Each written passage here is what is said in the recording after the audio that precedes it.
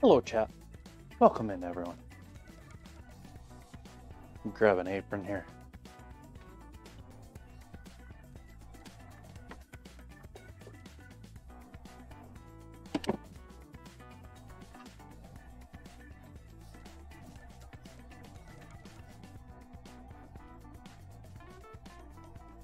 Oops. No, I had that right before. There we go. Hey, Trigger. Hi, Will. Hey, Cosmic.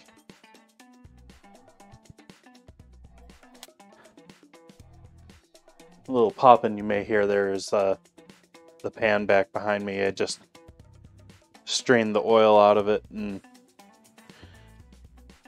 cleaned it, and now I'm heating it to dry it out. Planning to use that for tonight.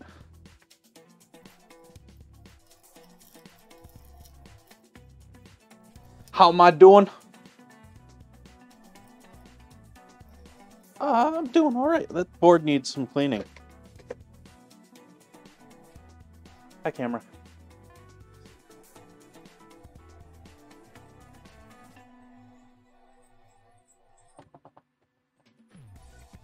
Made only slightly more difficult by the fact that I still have my oil straining set up in the sink.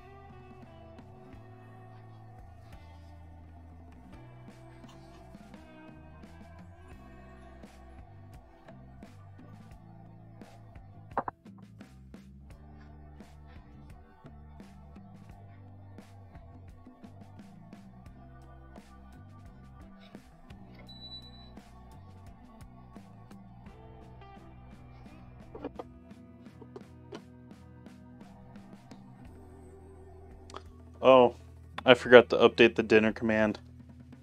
Oopsies. I am making a beef short rib stew tonight with rolls, as it says there at the very end of that message.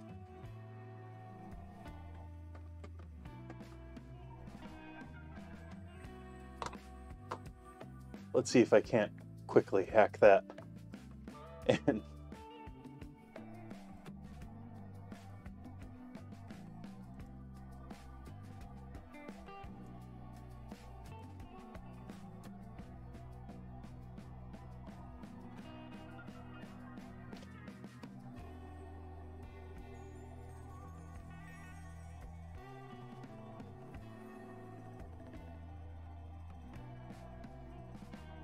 there we go.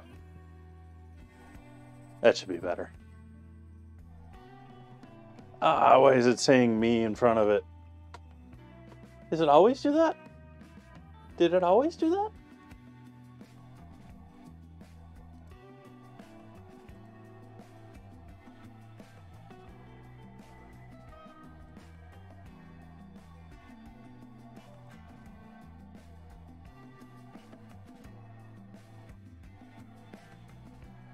I know I did just change this with the dinner command. Let's see if changing it back to the bot saying it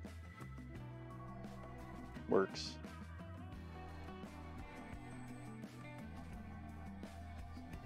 There we go.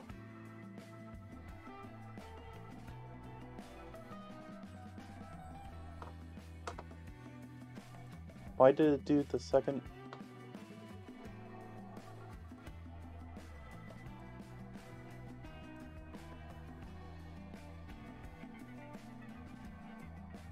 Alright, there it's fixed, but I'm not gonna spam it in chat again.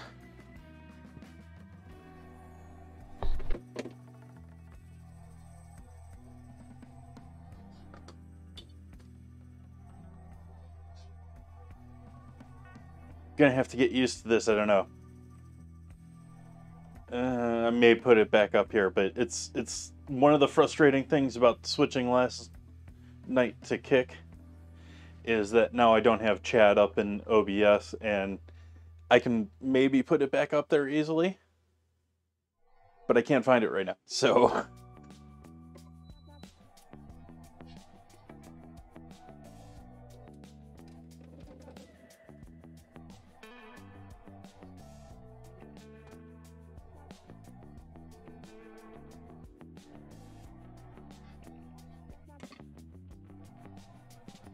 Not too shabby. Pretty good for just a first night. Only really mention it in Discord.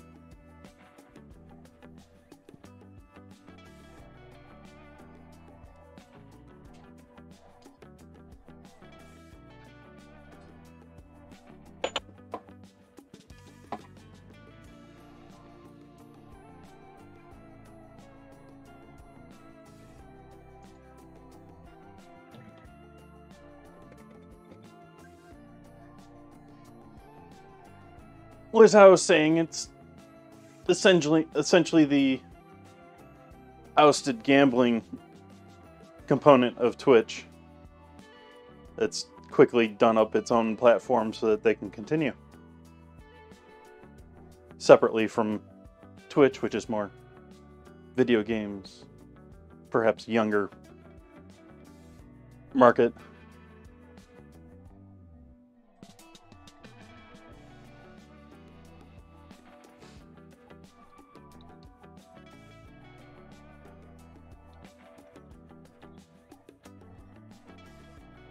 And it's also a little bit like the Wild West in that you have people streaming just about everything on there right now because they don't have all the rules set. People haven't gotten in trouble on there, so people aren't like, well, everyone else did this, you know, sort of a thing. In the sports section, you pretty much have constantly people replaying pro sports.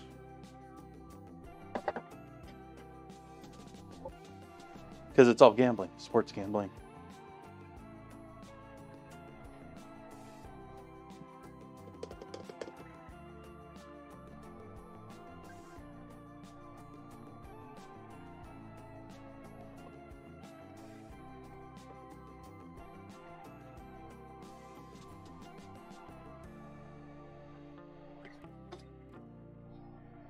Now I gotta get the oil set up here out of the...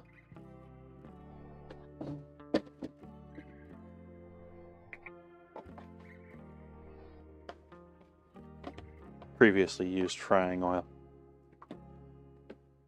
Yeah, let's put this down here for now.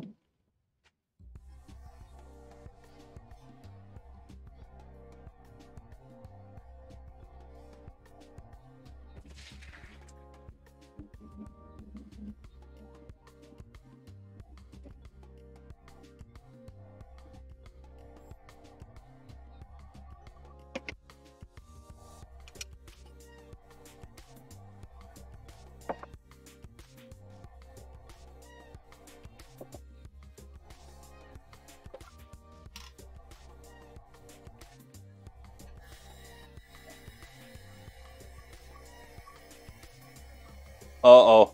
Did you at least enjoy last night?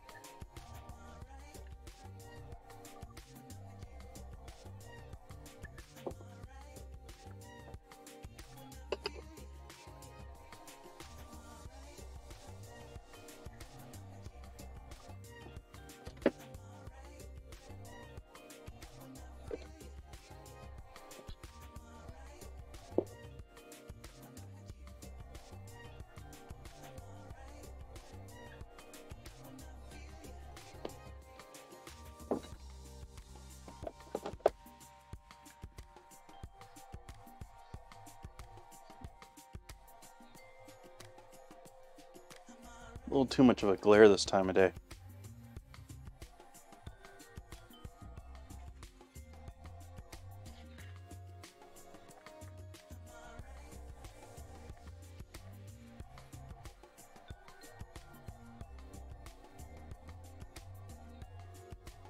Need the batteries in this thing to die down a little bit too much. It's a little bit too much.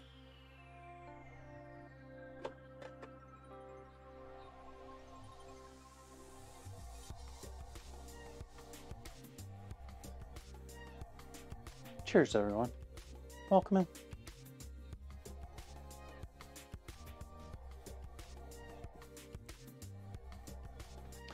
We'll break into this a little bit later, but I'm not going to start drinking it until considerably later. Going to use a little bit in the stew, but if I started drinking this when I used it in the stew, it'd be gone before the stew is done.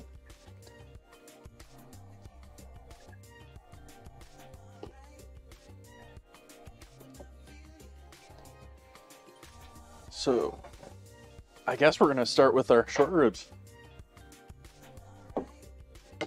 Because we want to get those cooking. Nope, that's the steak. That's the celery.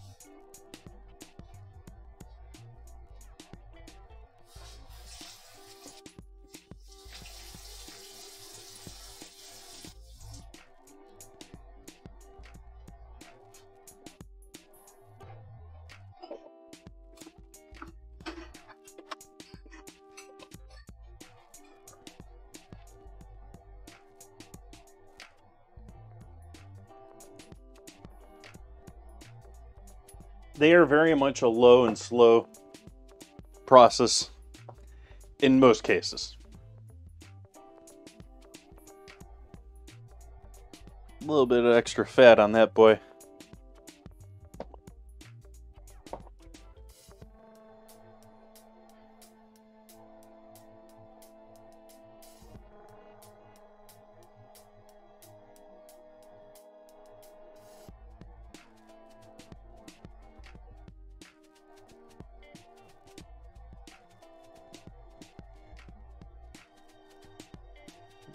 I'll leave that in there.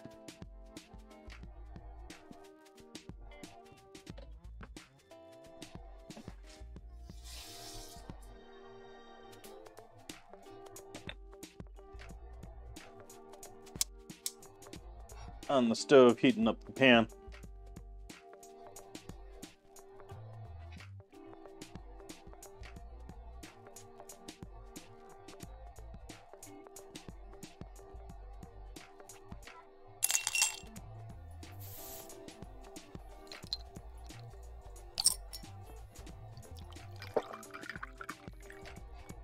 Rib stew. Thank you for that resub, Trebo.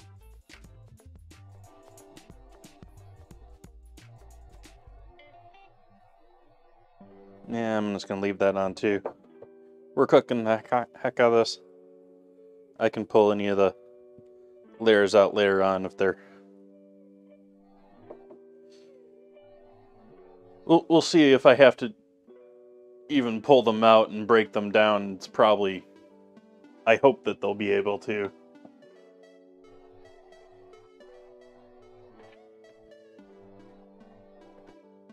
Guess what? Chicken butt.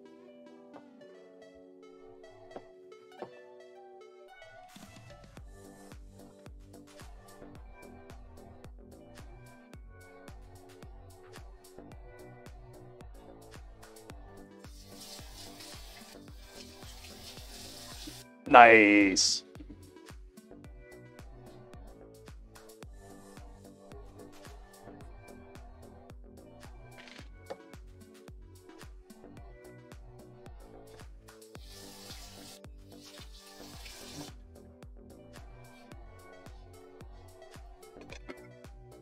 What are you planning for your emotes theme? I just sprayed coffee all over my lid over here.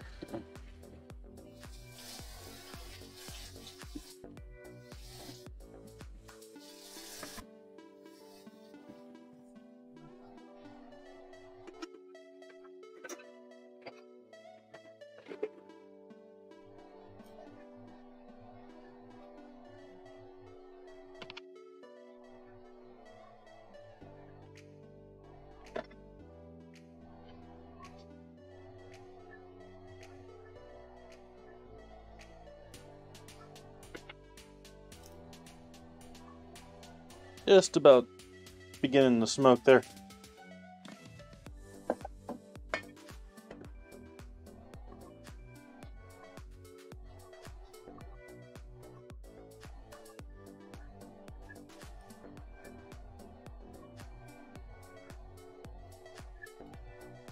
Bit of sunflower oil.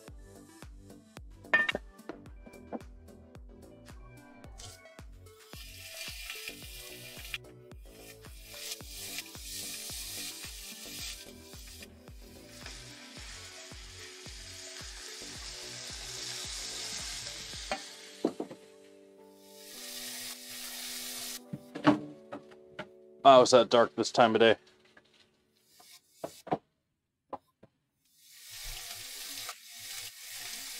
Maybe I should switch sides. The other side's much better lit. That's the better burner, though.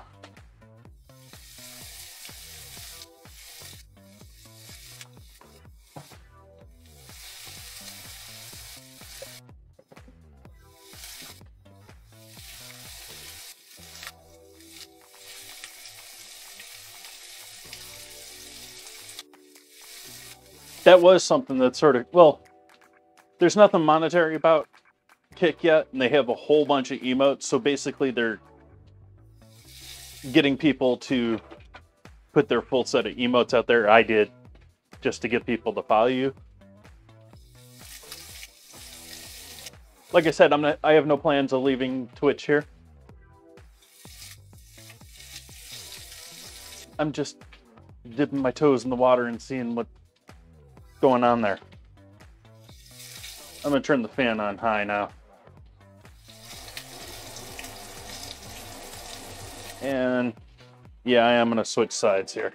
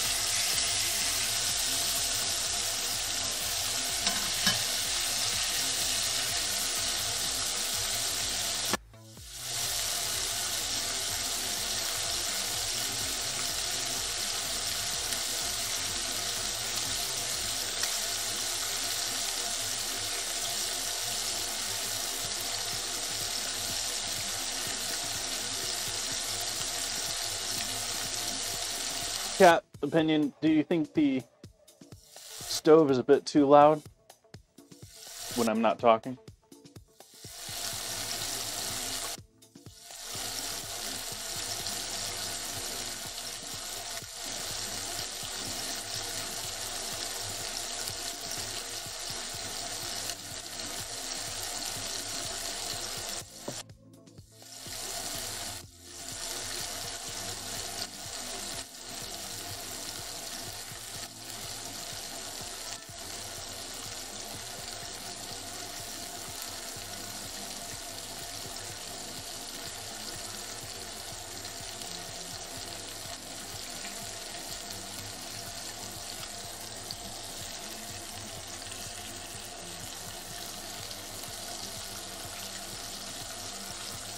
It's not going to want to stay.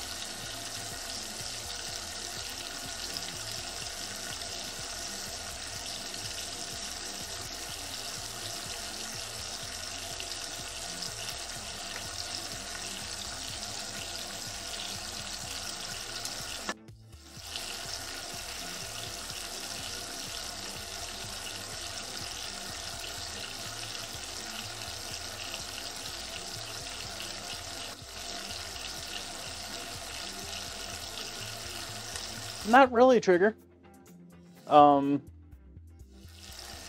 I've been sniffling and aching a little bit because I got a flu shot the other day.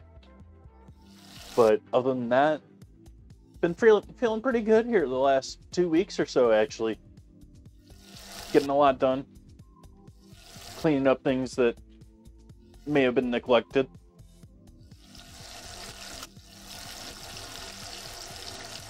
Hey, Fluffy. Welcome in.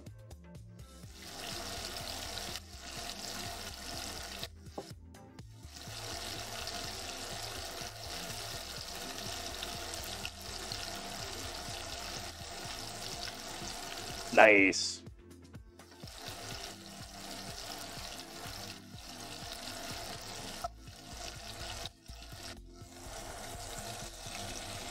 I don't really need to bother at this point with this, but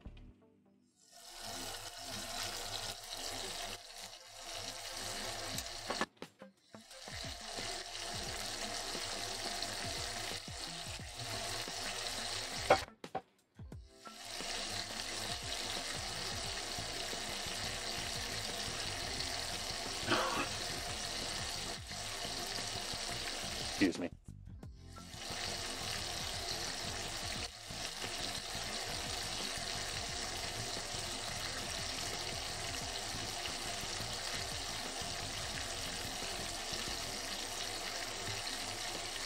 So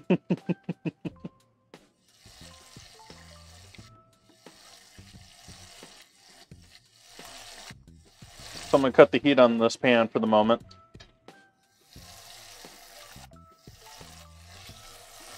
Meat off to the side.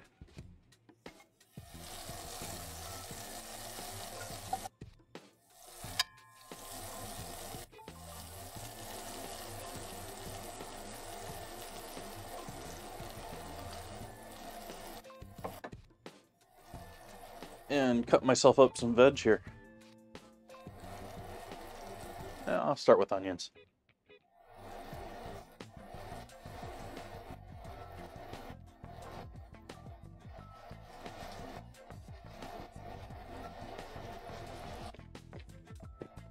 That must be interesting. What songs were chosen there?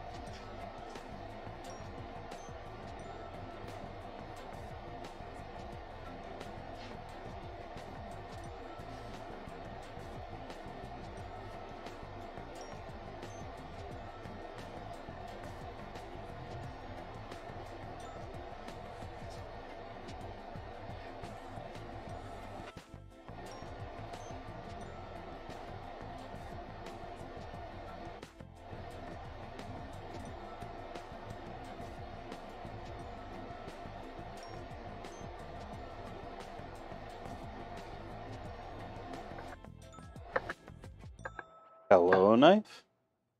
You were a lot sharper last night.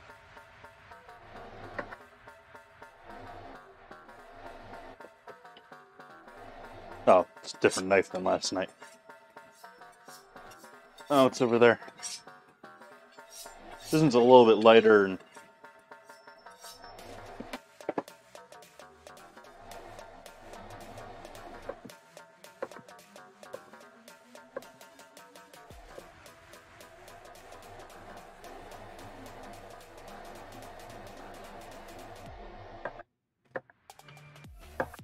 this is definitely a time that you can do your onion bigger than this.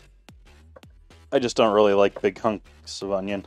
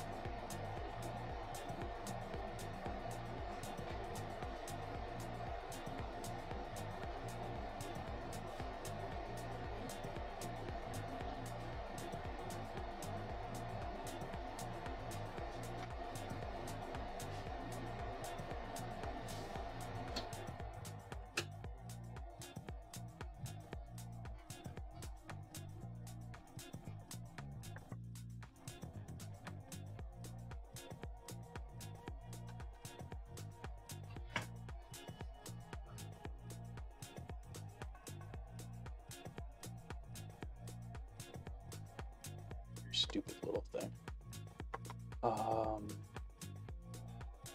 Trying to increase sound to the board here.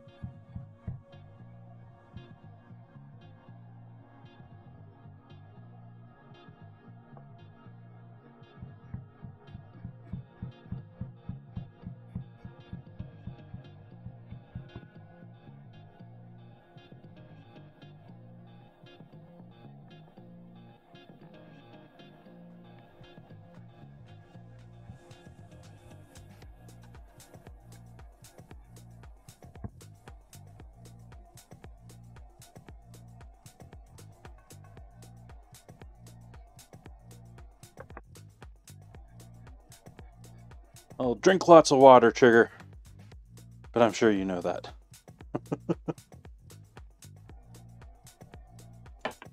Speaking of that.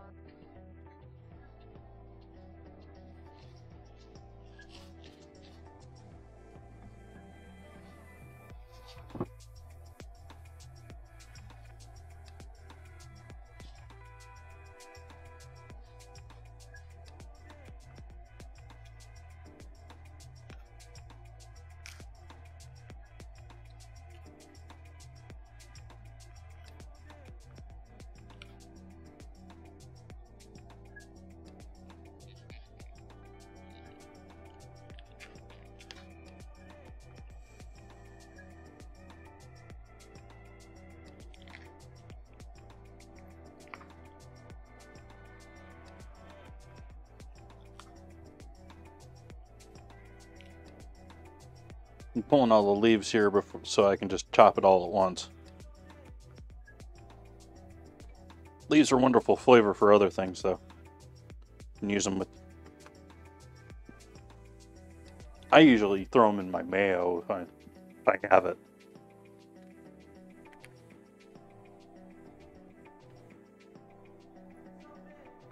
I'll chop them up real fine like an herb.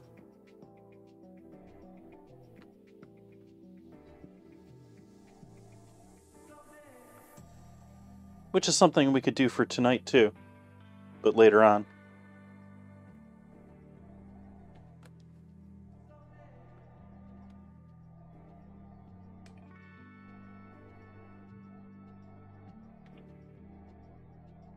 That looks like a nice, fresh, healthy top, doesn't it?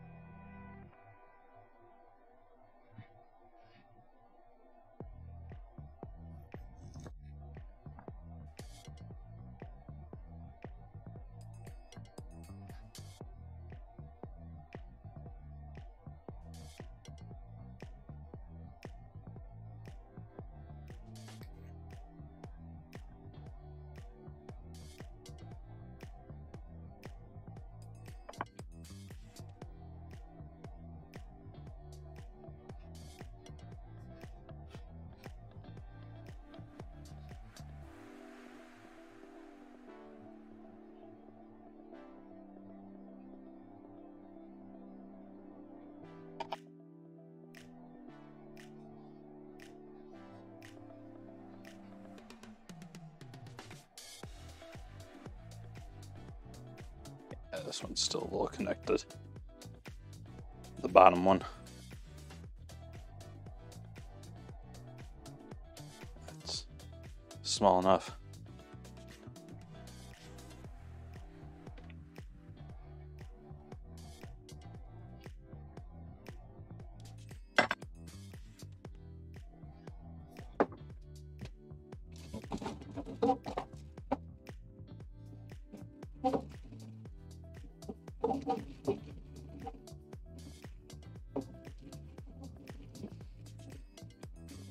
Work with me, carrots. Let's go.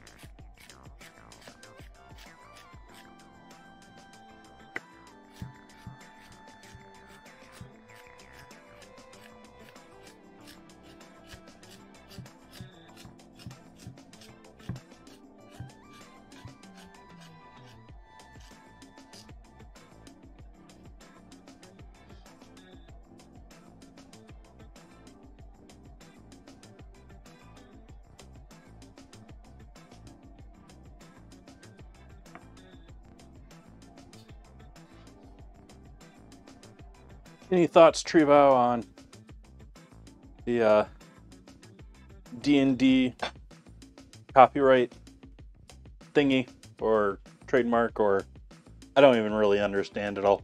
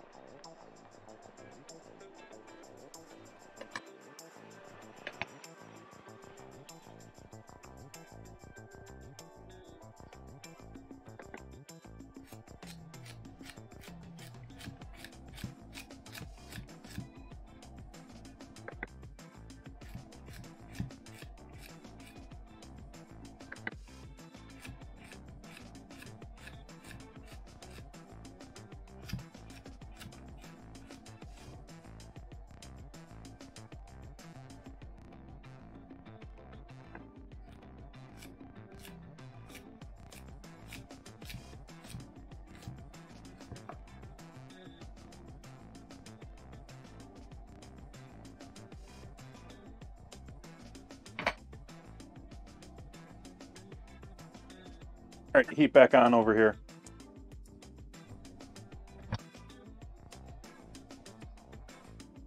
Back over to the stove.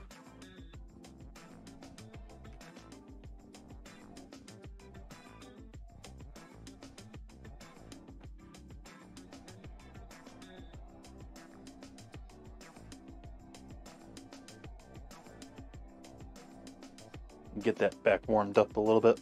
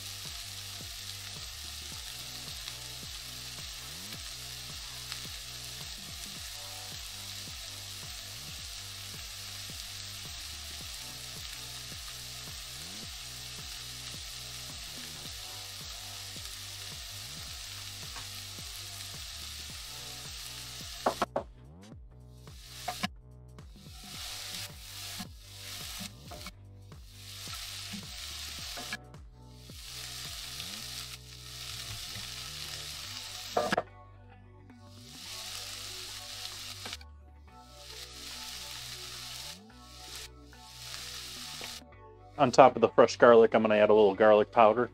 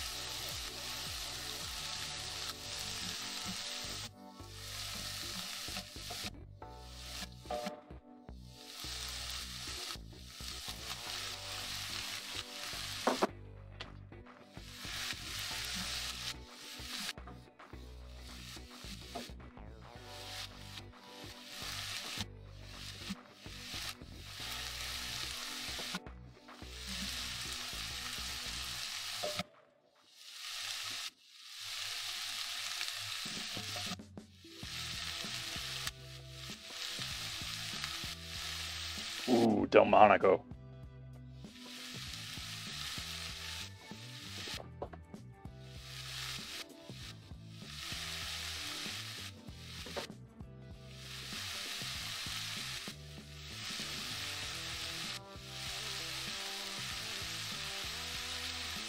I'm gonna have steak on Tuesday. I'm gonna put it in tacos, so.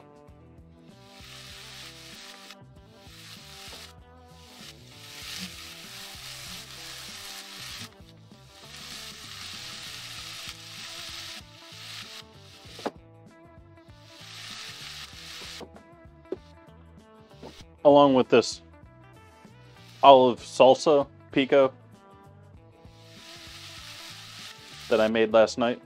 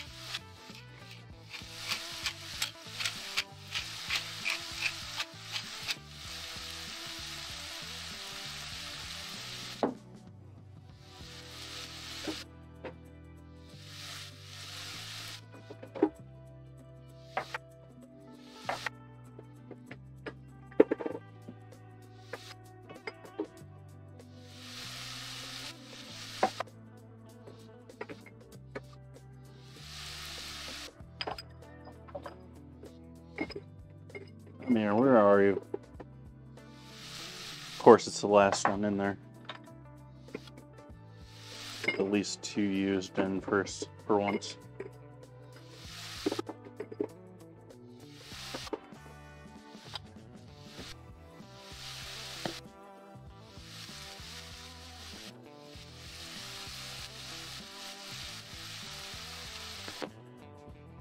Freeze-dried thyme.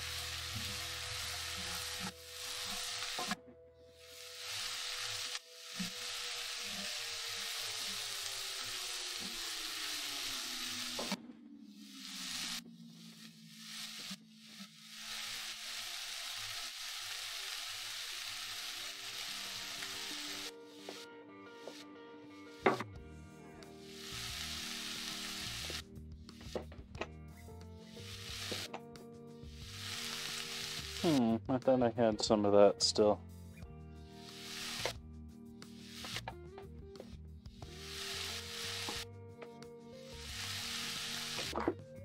Guess we'll do a how.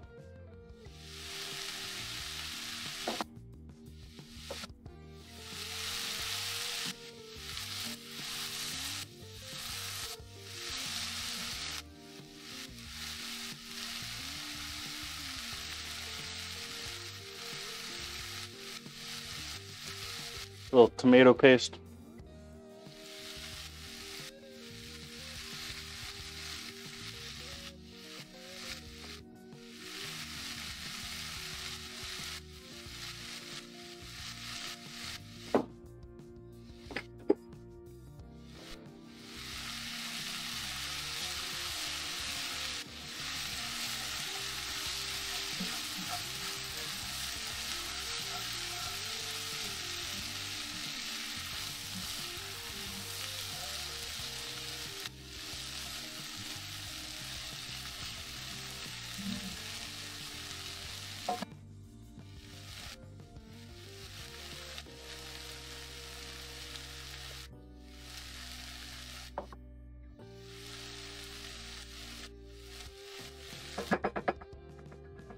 Now I'm going to layer these bad boys back in here.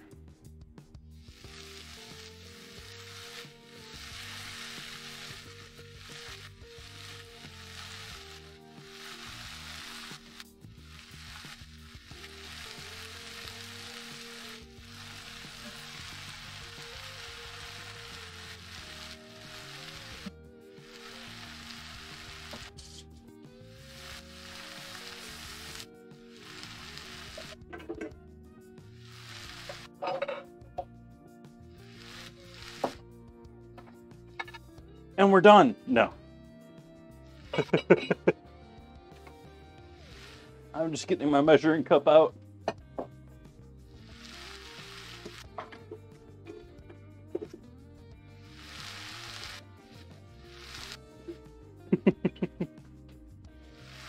What phone?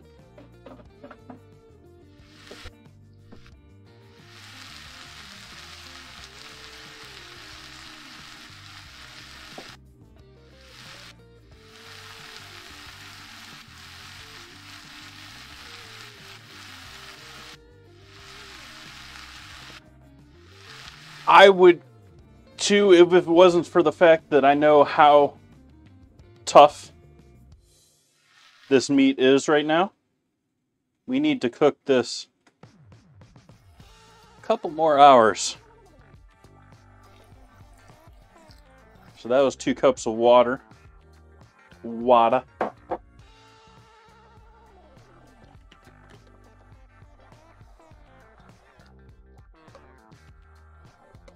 I love it on bay leaves.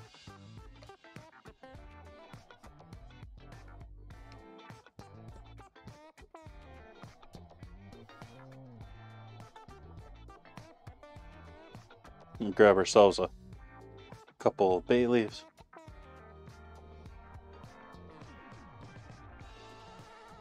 For those that missed that due to the ad, I just put the beef back in there, added 2 cups of water, and now 2 bay leaves.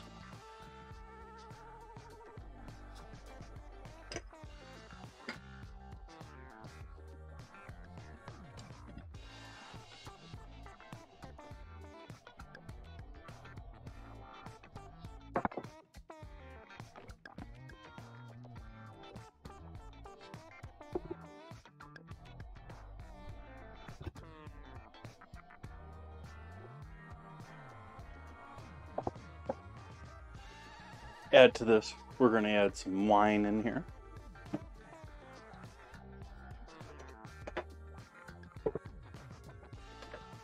I hate these tops that are... Can I get this one to pry right off?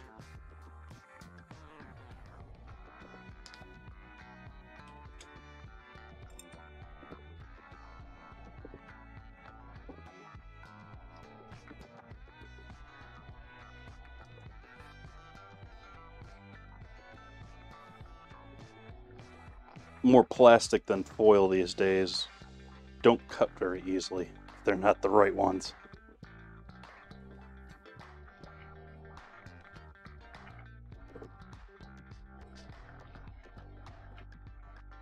Which is sort of sad for on a bottle that they're advertising. 40 years. Which, I'm talking down Klein. Klein's a wonderful vineyard.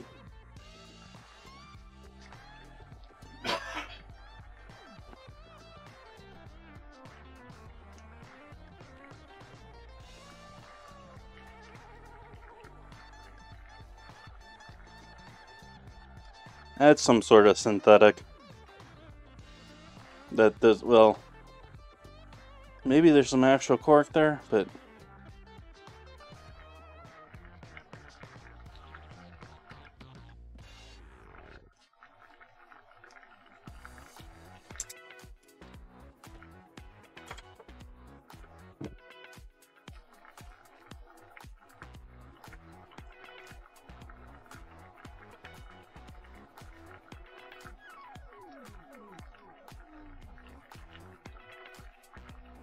still don't know what I did with that lid.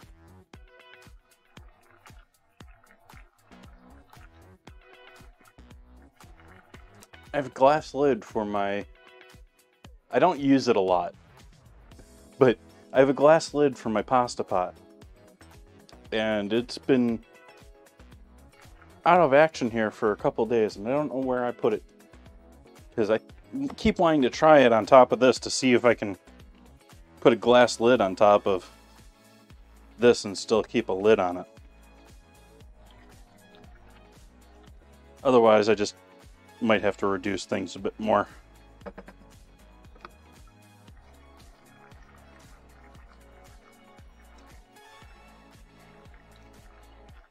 I'm going to add a cup of wine.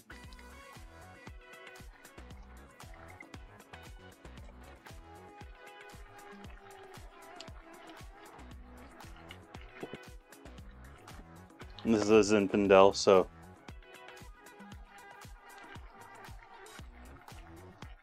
spicy, leathery, hopefully. A little bit of vinegar in there. Up the acid a little bit.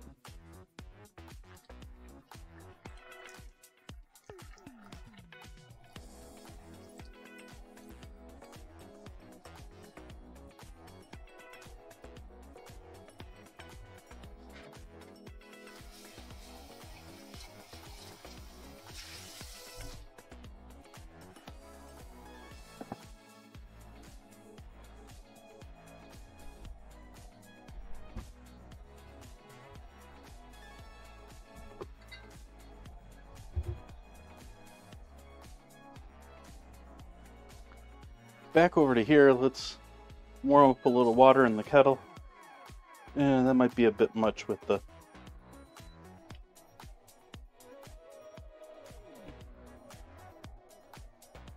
I think hot tap water is going to be better than that right now.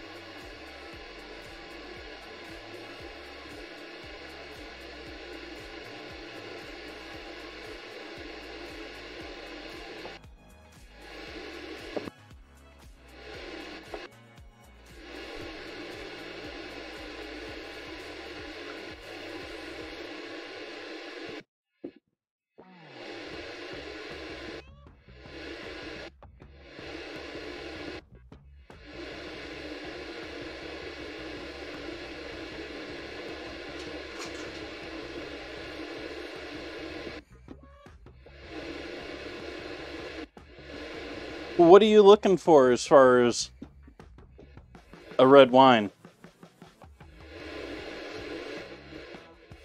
I don't know why I'm weighing out flour when I haven't even gotten the yeast out yet.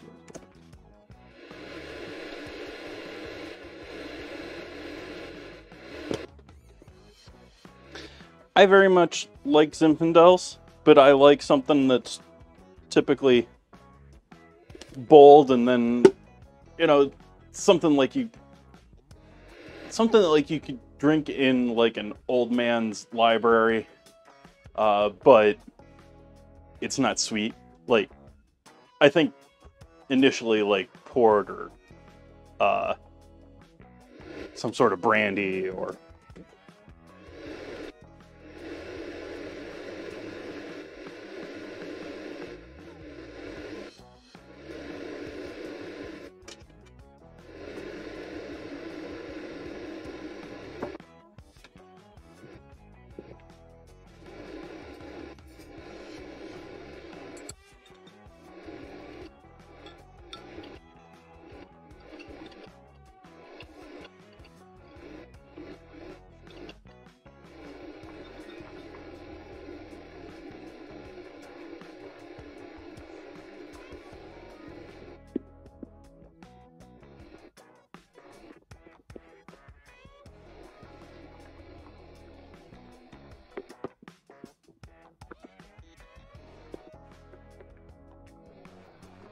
getting down at the bottom of the barrel there.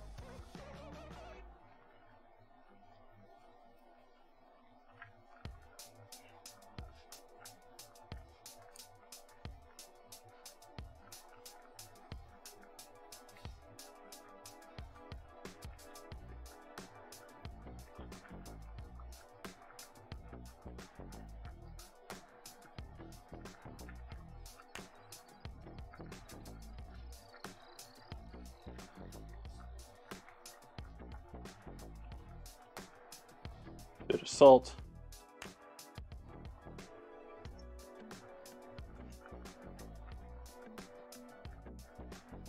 That way when we pour the yeast in, it is far away from that salt.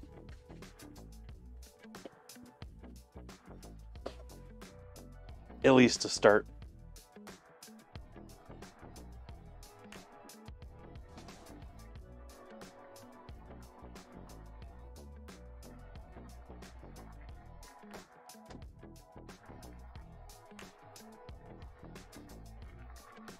And turn that down a touch here.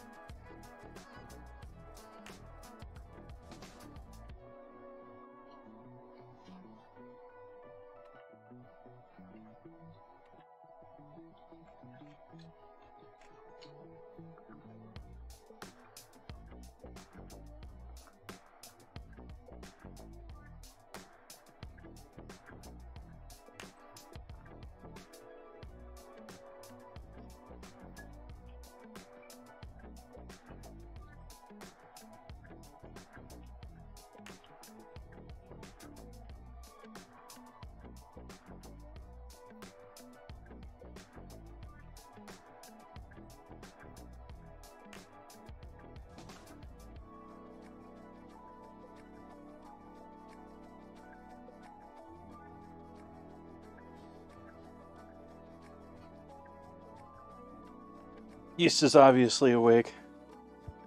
I'm going to give that a little bit more time to get it more awake. As I've said before, at least in my experience, making sure it's all going and rip-roaring before you mix it into everything else usually just speeds along the rest of the whole process. So little waiting here helps us out greatly later on. Not that we don't have a little while to wait for. A little while to wait for.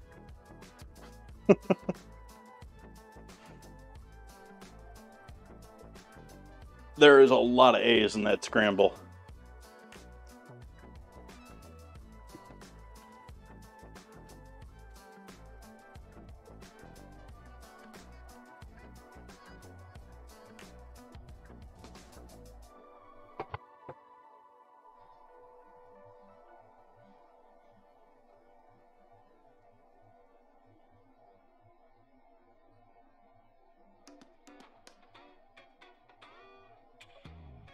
And there's no O's.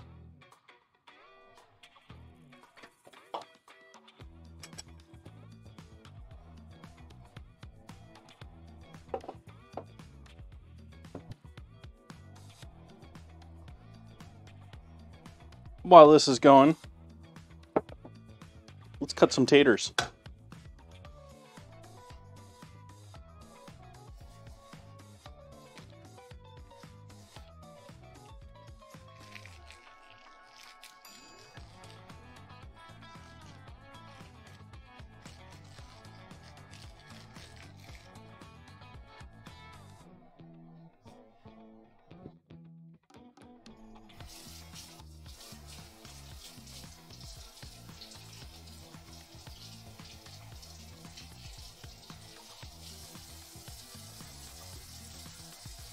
Sort of red skin. Sort of baby.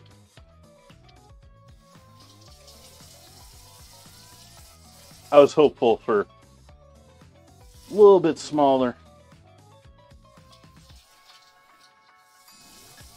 And I'm worried that these are not going to be... Let's do one more. No, let's leave it at that.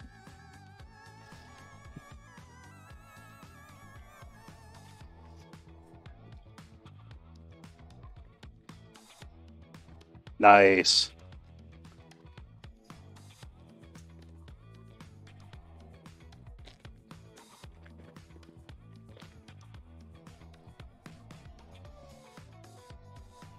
Panic with the assist.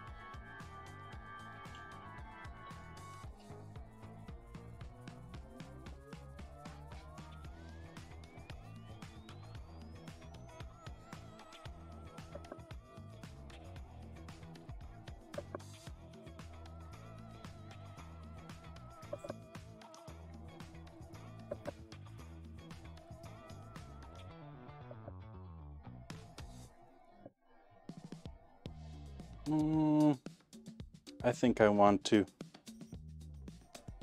go this way too.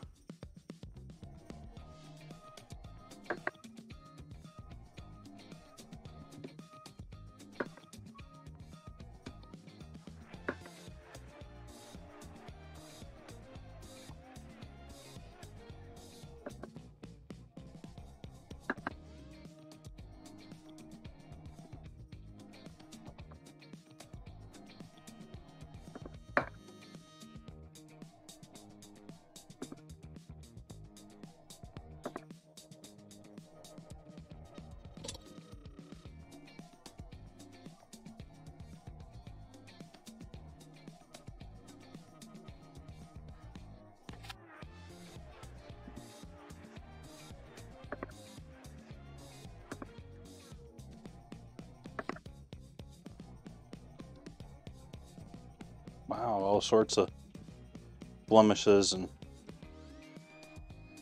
I don't know if that's beginnings of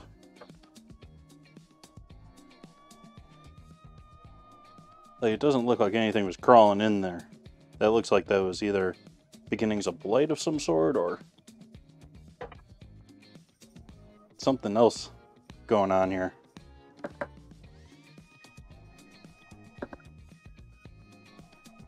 Like, yeah.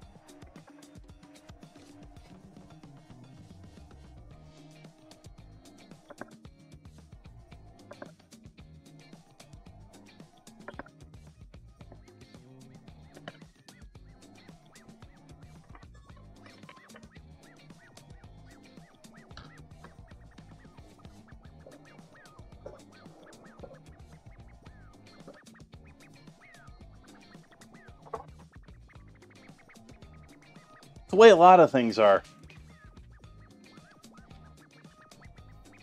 I've had things, same recipe, be horrible in one way and amazing in another.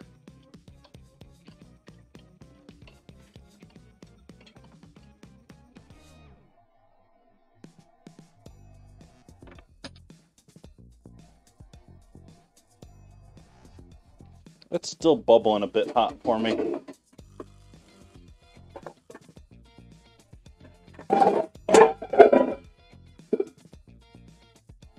Meant to do that, chat.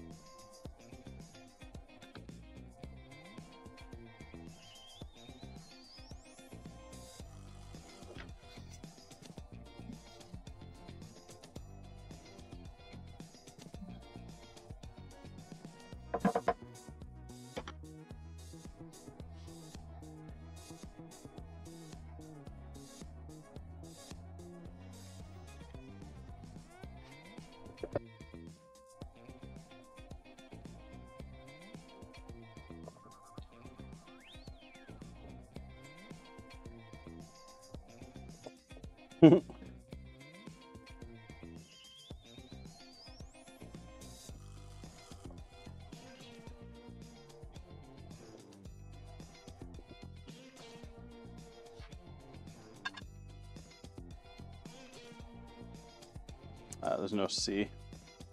I was thinking it was some sort of like leches or something. There's an R in there too. And there's a T. There's sort of a T. Alright, so what are we putting with these? I'm almost out of sunflower oil.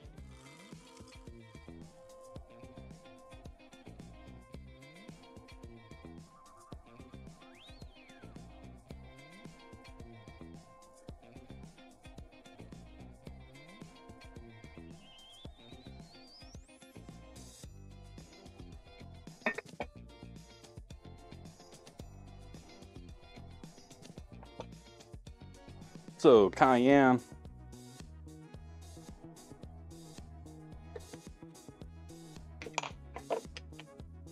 Garlic.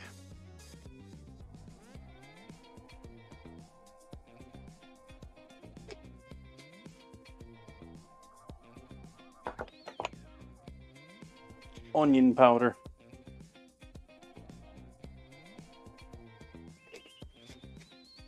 Give it a Google. I can look it up if you give me a moment, but let me do these spices here first. Then paprika.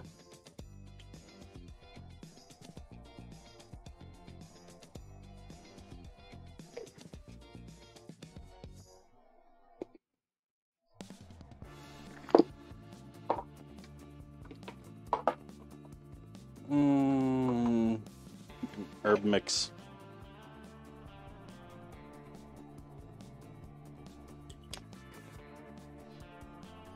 My typical Italian herb mix. Why aren't you close? Close. Well, I doubt this is enough oil for this project.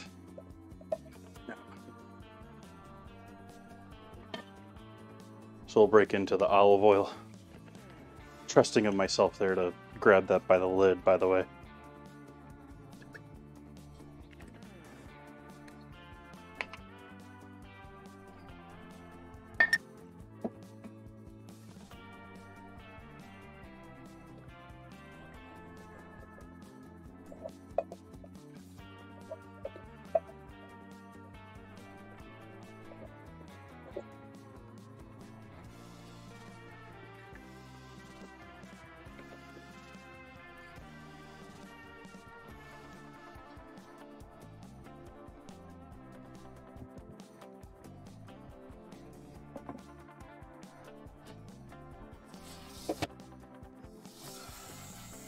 Normally I'll scrape this out, but this is pretty bare tonight.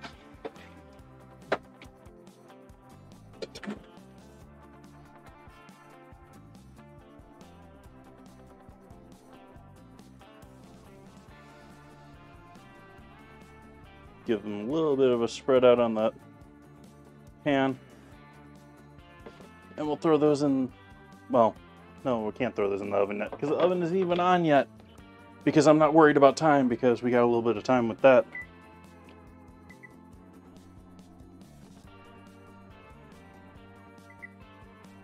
Let's start preheating our oven.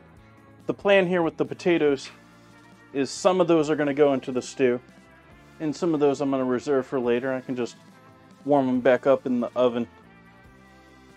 But the rest of them are going to, a good portion of them are going to go in with the stew itself.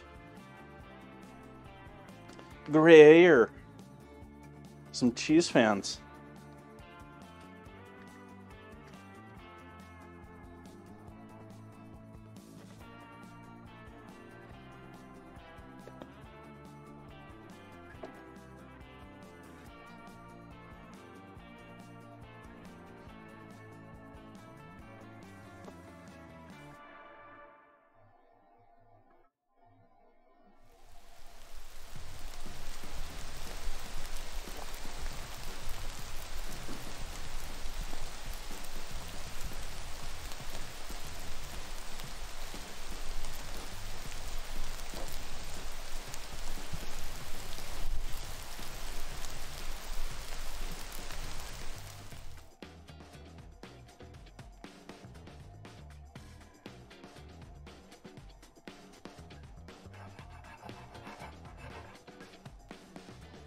I wish I had an easy way. Well, considering computing power here too, but I wish I had an easy way to just like fade that out at the end rather than have that abrupt cut that makes it obvious that there's a overlay.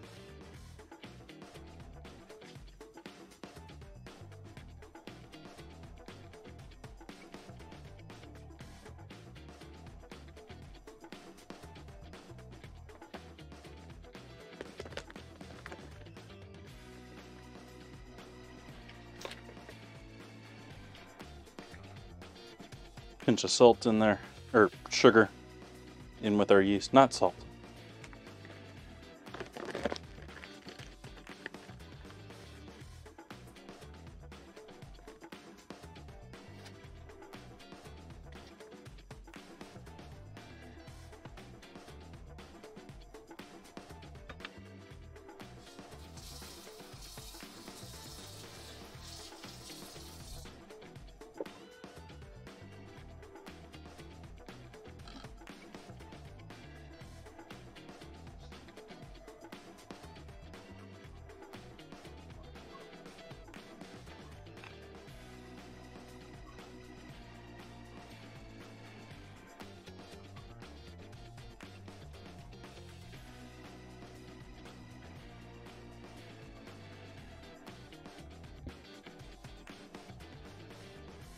Add our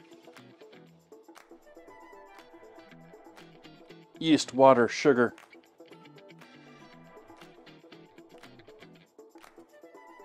In with the flour there.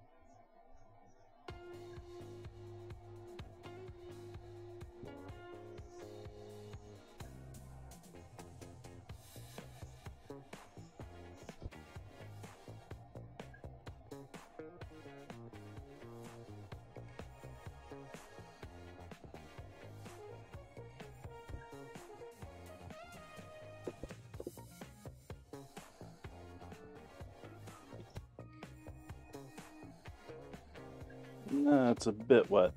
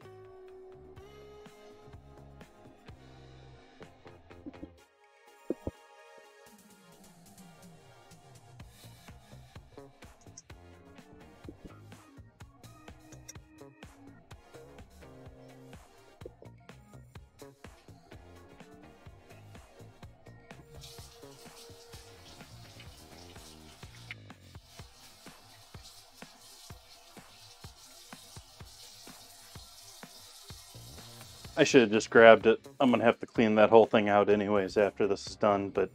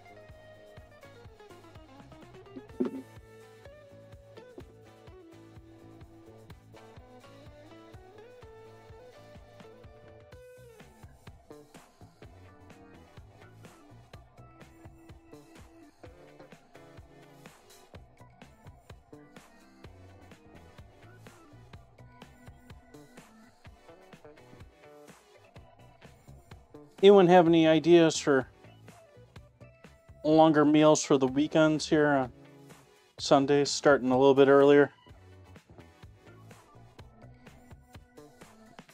I have a couple more that I want to do right off the bat, but interested if anyone else had any ideas of longer project meals.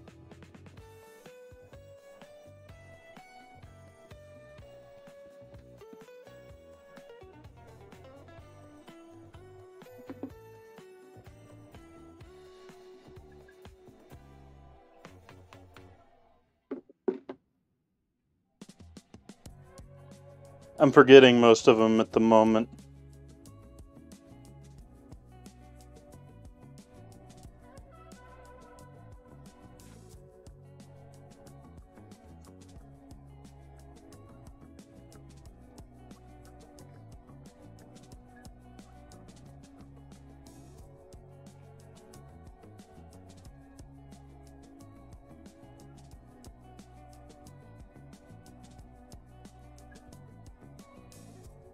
Sort of an odd combo with my new schedule here and toying around with streaming on Kick a little bit is streaming more often. Definitely want to be cutting back on how much I'm producing per stream as far as actual food, while also adding longer Sunday stream.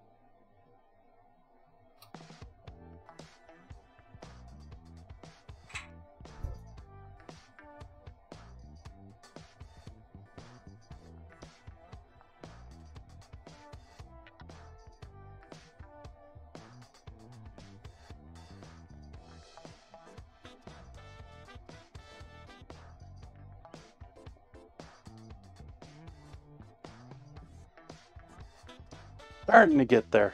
Starting to get there.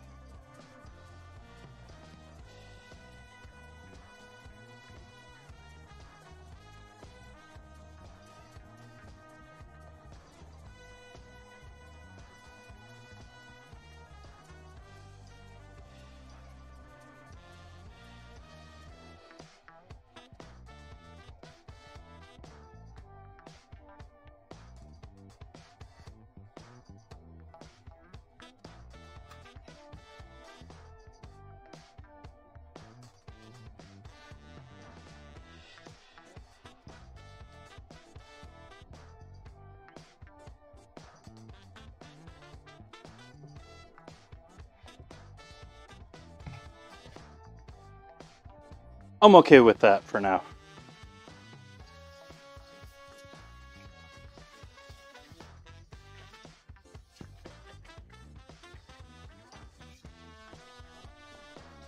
I've doubled up my normal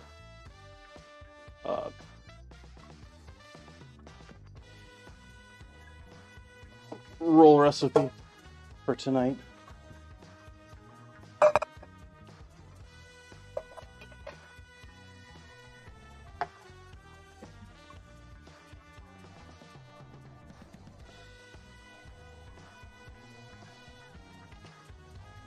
A little touch of olive oil. That was a bit much, actually.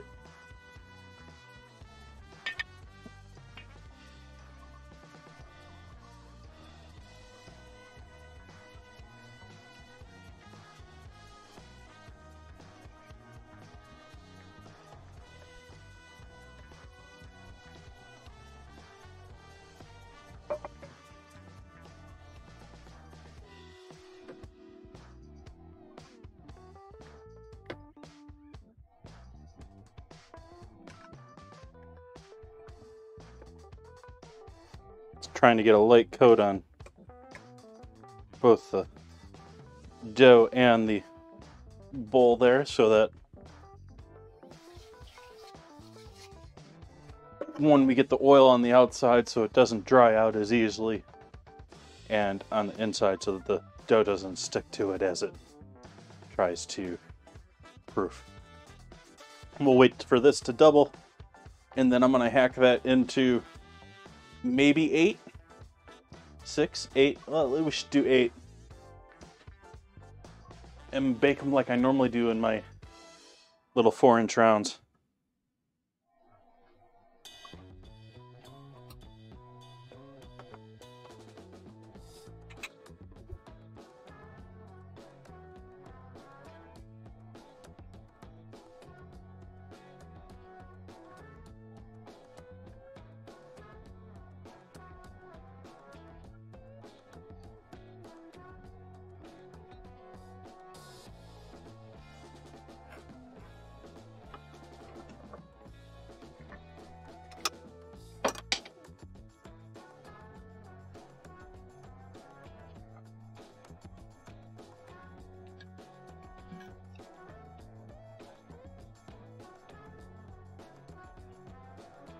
It's sticking out a little bit too much from my preferences.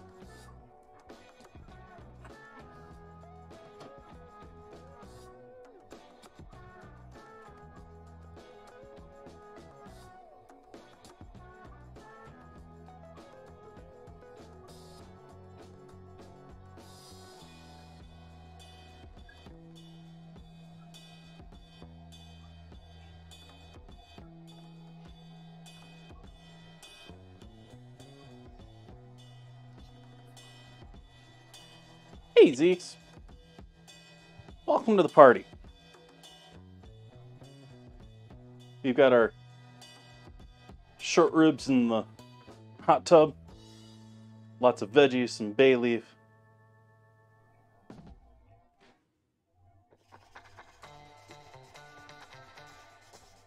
We got our dinner rolls I just finished these up. I just set these down, so these got a proof and double.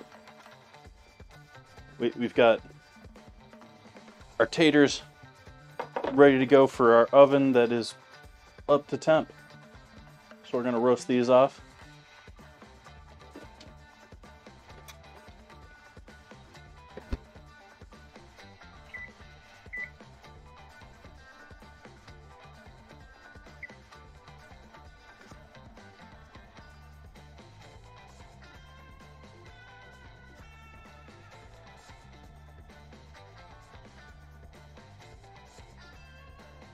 I wish there was a way that I could increase the size of the font of the numbers and the title in the countdown timer, but unfortunately that's sort of set in stone with their setup of the program. I do feel a lot better with this program than the other one that I was using. The other one is a little bit shady to me.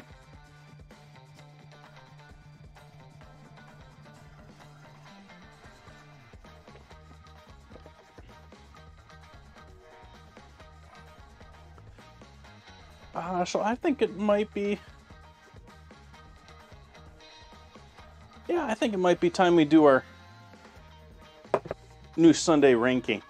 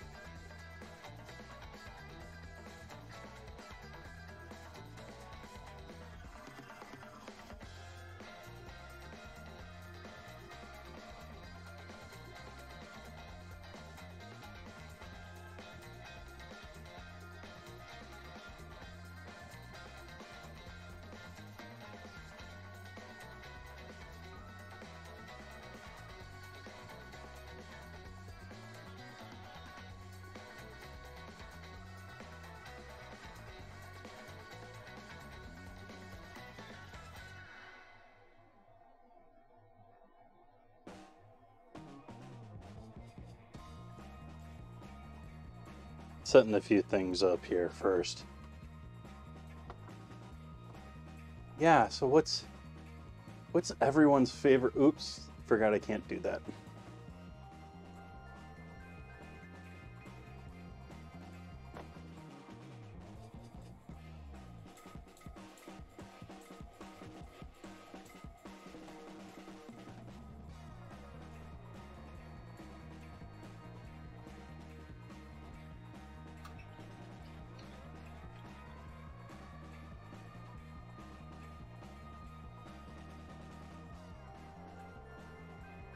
Put myself over and just chatting.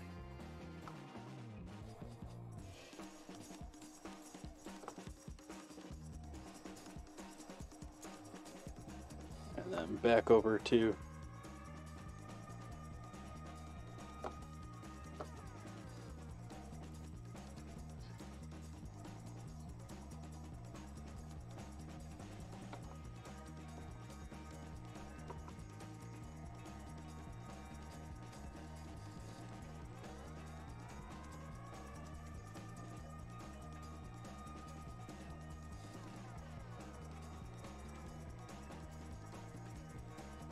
Yep, oh well.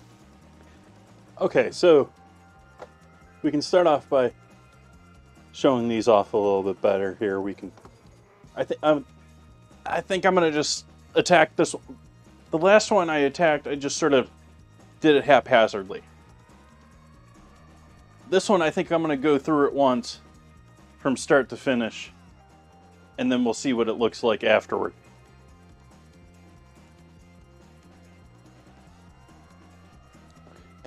this is an odd one to start off with here too. Like, how many people have actually had activated charcoal ice cream before, or pure black ice cream before? I've worked with charcoal. I had it as an ingredient challenge a long time ago, and it essentially adds or changes no flavor whatsoever. It just turns it black.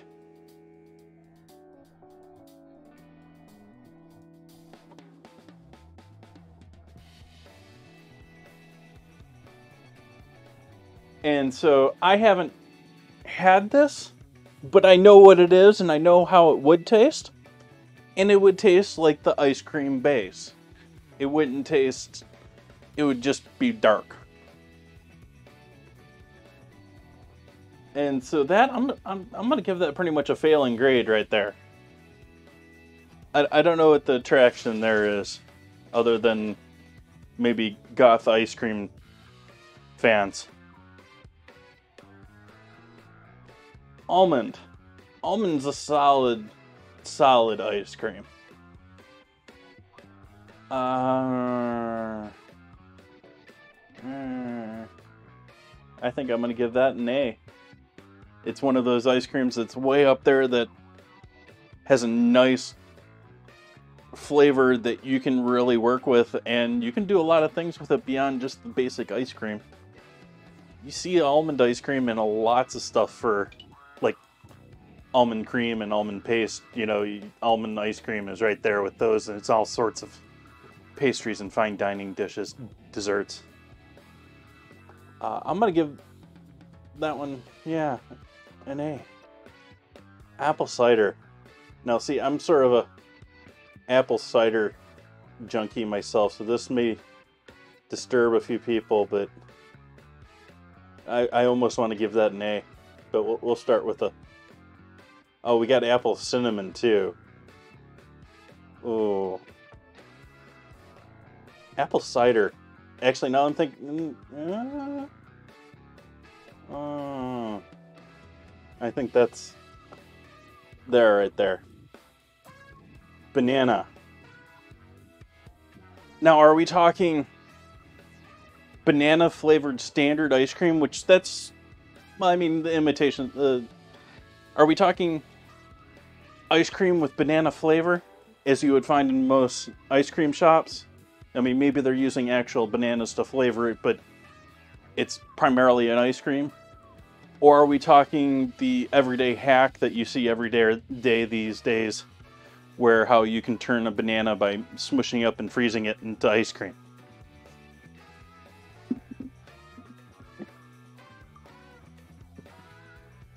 Now, I'm going to sort of exclude the hack. I'm going to skip the hack and say this is ice cream banana flavored. And in that case, to me, not that exciting.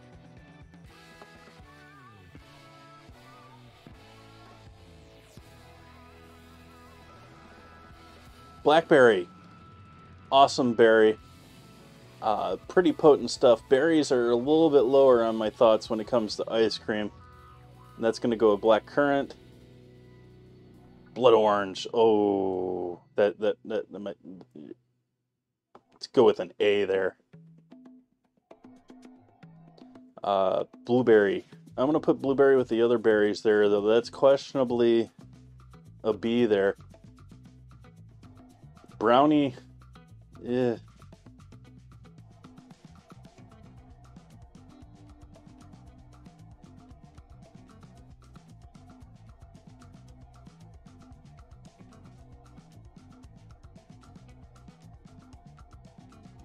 Bubblegum.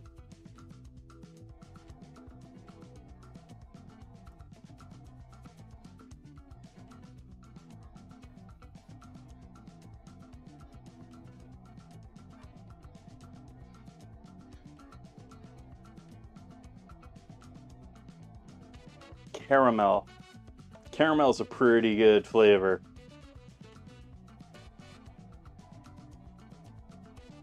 Ooh, that could be another one there, chat. Chat, caramel or brownie?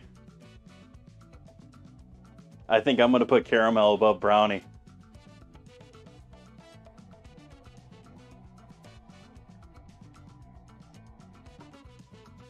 Chestnut. Another solid flavor, another solid one, but I don't know if it's as good. I don't know if it's A tier. I don't know if it's up there with almond.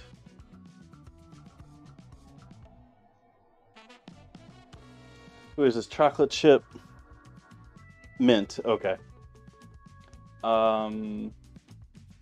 This is a heavy hitter. I could get some haters for this one. I could get some family members that don't like me for this one. I think I'm gonna put that one down there. It's an amazing ice cream, but it's like an amazing accent ice cream. Like, I want a little bit of it before I move on to something else, or before, you know.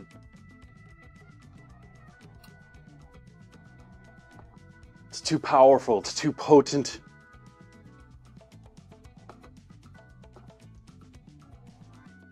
Chocolate S tier. As long as it's got to be good chocolate.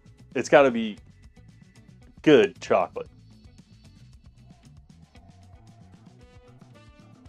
These, you know, like waxy, cheaper end of the ice cream scale. No. Real chocolate, absolutely.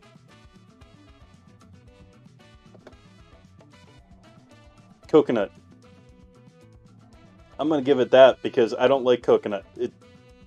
I don't know if I'm actually allergic to it, but had issues with it as a kid. I just avoid coconut entirely these days.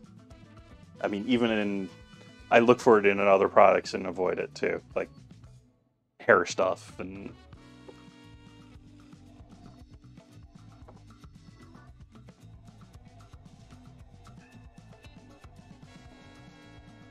Coffee. I feel sorry for myself for doing this, but I think coffee's gonna be B. It could be, it's right there with just it's just these are just a little bit better as a solid base flavor and as something you can mix other stuff into comparably.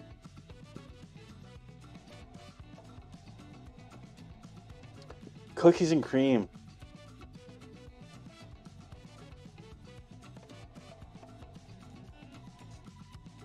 Maybe pushing a D these days. There's one or two brands out there that do a solid cookies and cream, but they're just getting so cheap with it. It's getting so bad. Cookie dough, same thing. I don't know if cookie dough was ever that great. It's like, here, have a solid floury chunk with some chocolate in it. I am not a fan of cookie dough, if you haven't figured that out. I do like I am a big fan of Ben & Jerry's Milk and Cookies ice cream. Like, that's either cookies and cream or whatever you want to call it. That's done the right way.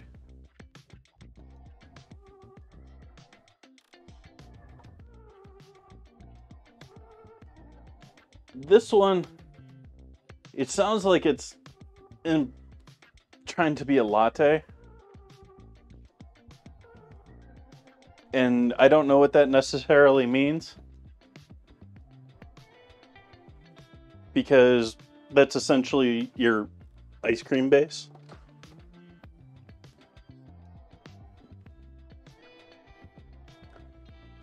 Is it like a low egg ice cream? Or are we just making ice cream base without vanilla and calling it latte?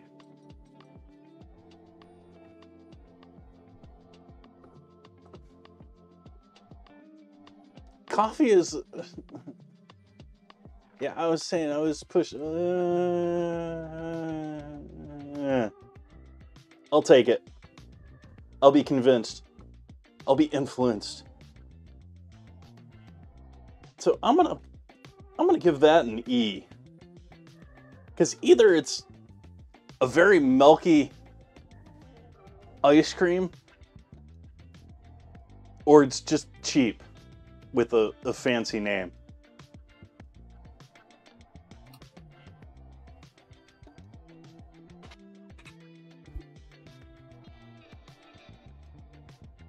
Grapefruit.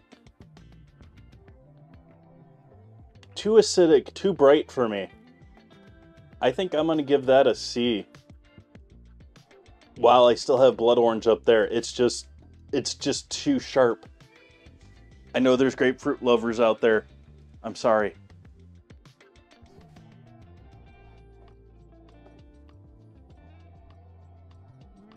Exactly, Zeeks.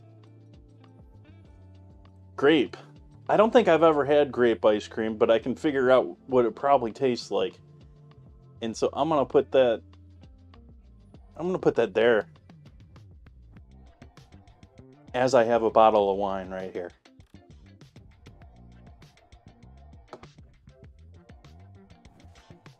Green tea.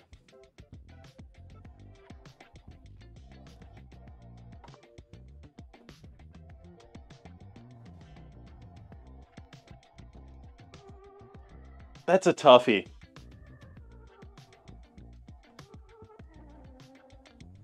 I think I'm going to give green tea... I'm going to give it a C. Just because I think as a flavor itself, it may be almost up there with A. But I don't want to have it nearly as much as I have any of those A ingredients. Or even all of the B ingredients. And so that's why I'm putting it down there. But every once in a while, it's sort of like the mint chip. It's right there with the mint chip, actually. I want it, I like it, but I don't want a ton of it, and I don't want it all the time.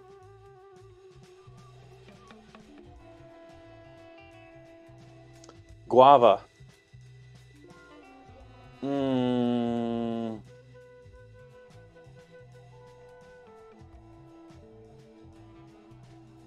Guava down there. It just doesn't excite me. Kiwi. I can't even... Ugh. Like, let's do hazelnut, but hazelnut... I think I'm going to put hazelnut down here. It's an amazing flavor, but it's so potent again. And it's much more potent. Like, almond is much more delicate, and I think that's the sort of level of ice cream we need there for A.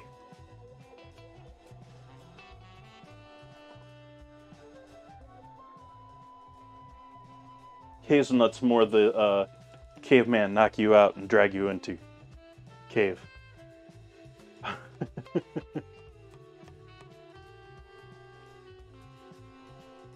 Kiwi. Yeah, I'm gonna put kiwi down there. I'm just not... It looks like it has the seeds still in it.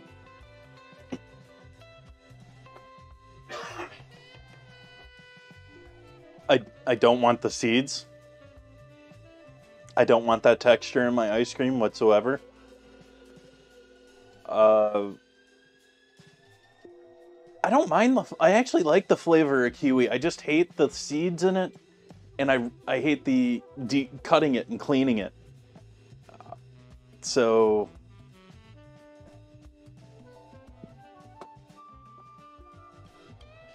lemon. We're gonna put lemon up there. Licorice. Nope. Not in my ice cream. No, thank you. Lime right up there with lemon. Lime maybe even...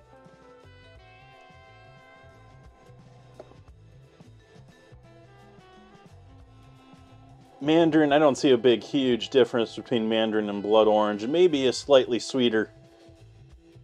But they're basically the same thing. This one's just orange, blood orange in color. It's a little red. Mango. I am not the hugest fan of mango, so I'm going to actually put that down there. But it's a contender for B. Mint, I am not a big mint fan. Just base mint. Nope, nope. Put chocolate in it, it's a little bit better.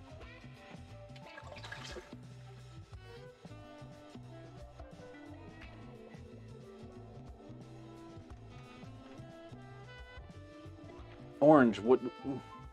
Okay. Papaya.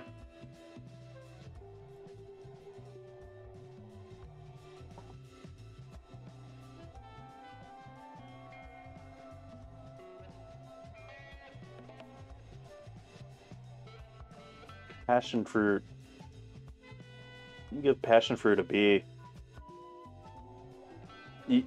Oh, it looks like they're doing it with the seeds and stuff on the top. If we do it without the seeds, if we do it as an ice cream, absolutely passion fruit. But same thing with kiwi. I don't want the seeds. I don't like that. I don't want that smooth. That's what ice cream is. So maybe I'll leave that there. Peanut butter.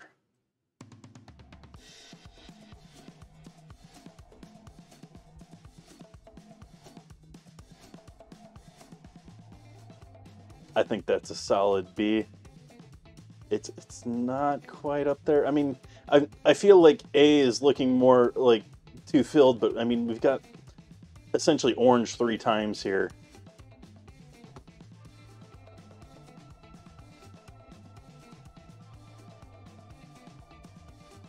Pear, I'm going to put that right here with these.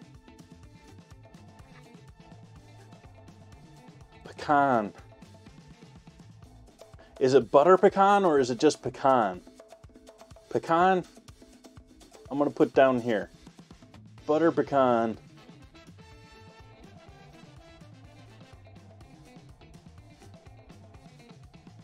Pistachio and what? Is that pistachio and raisin? I'm not sure what that one is. I can't quite see it.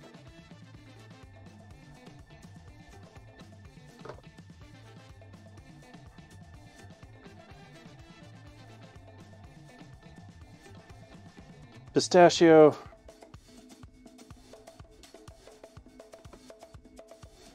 Pomegranate.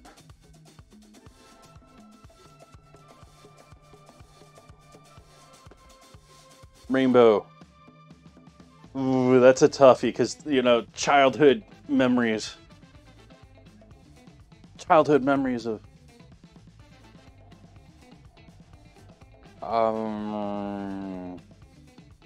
Yes, nostalgia. I probably haven't had it in 30 years, but...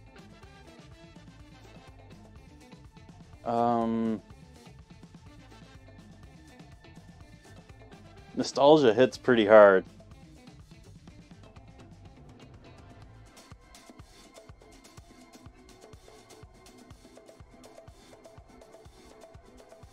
Raspberry is a toughie. Because, sort of like these other ones, I'm going to put it with the other ones here. I'm going to put it with that one there because... little amounts, fabulous. I do not want a scoop of that. Maybe a quenelle.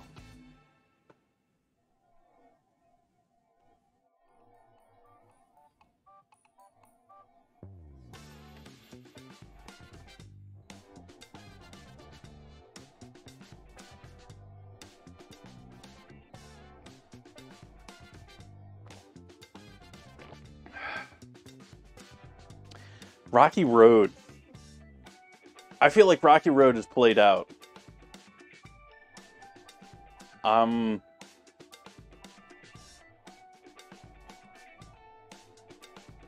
Yeah, I'm gonna put it down there. There's other things that I would rather mix in my ice cream. I don't think that it's a really great flavor on its own. I mean, it's essentially like more its pieces than it is ice cream. Yeah. Like, I actually don't see the attraction of marshmallows in ice cream to begin. Marshmallow cream, entirely different thing. Marshmallows are, like, what do you want? Like, chalky, like, solid, like it's not, takes all the fun out of marshmallows, putting it in ice cream and freezing it. If you want to put fresh marshmallows on top of it that aren't frozen, all for you. And if you want to, do some sort of sugar magic and have a marshmallow cream in the ice cream, that's amazing too.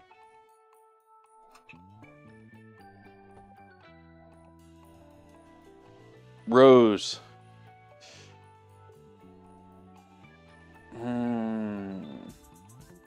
I'm gonna have to put that one up here. It's one of those light, delicate. Then again, I sort of want to put it down here too, because it's not one that I want a ton of. I sort of want to put it there with the raspberry too.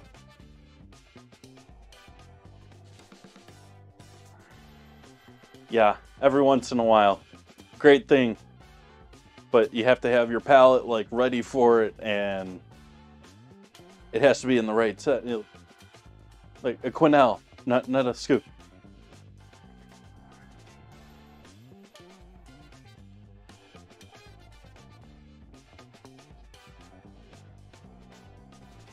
Rum raisin. Now see, if it was just rum, easily an A. Maybe even an S. But easily an A.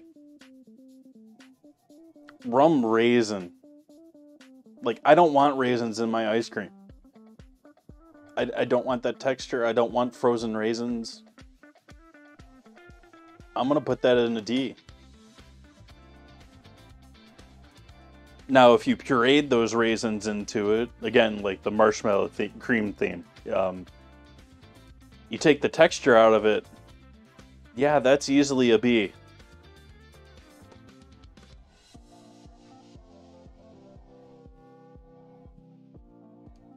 I don't even remember what speculoos is. I know I've had it before, but I don't remember what it is.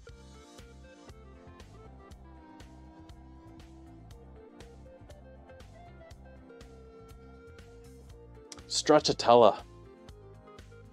That's another. Let's fancify something for the name of it. Strawberry. That may be the killer of all berries. I want to put it as an A. I think I'm going to leave it as a B though.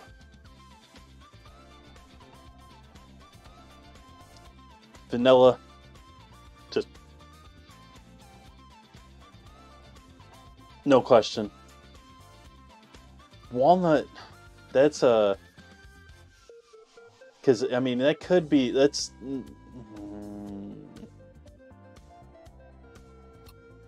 I'm going to go with B on that.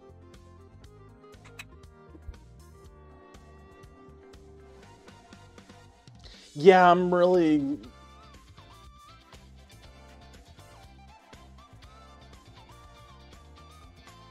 Peach. Peach doesn't excite me. Like, I am not a huge... I like occasionally making a peach upside down cake, but...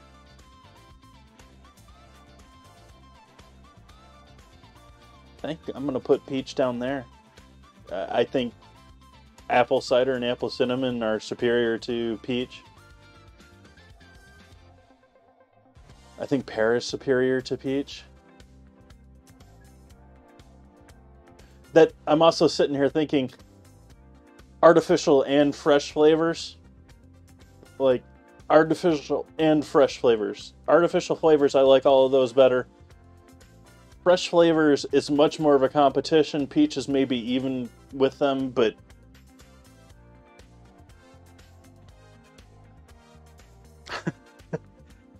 Noted, Treba. Macadamia nut. This is one that's sort of... I almost want to put this one up here with almond. Because of... Yeah, I'm going to put this one up in the A category. Because another one of those light, delicate flavors. And it's also a huge, like you put macadamia stuff and you can jack the price up. Because they're not cheap, but you're not putting a ton of them in there.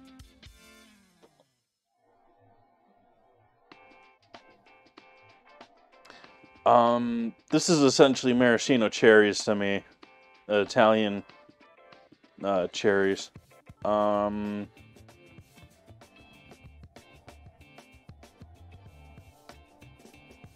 gonna give that a B. Watermelon, no, thank you. I don't want watermelon. Melon could be interesting. Don't want it very often.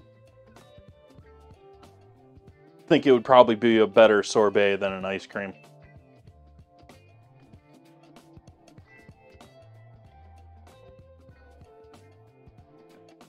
And so let's see here. Let's take a second look over here. Do we think this is too out of line here? I think this is actually a pretty good spread here.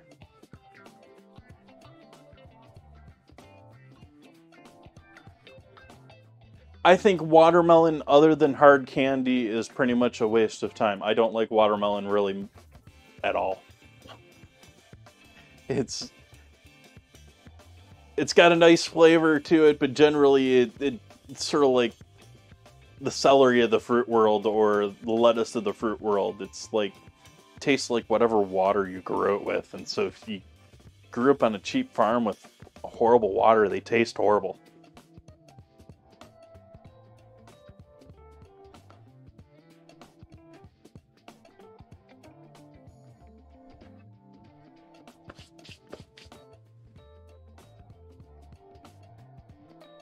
I do wish that there was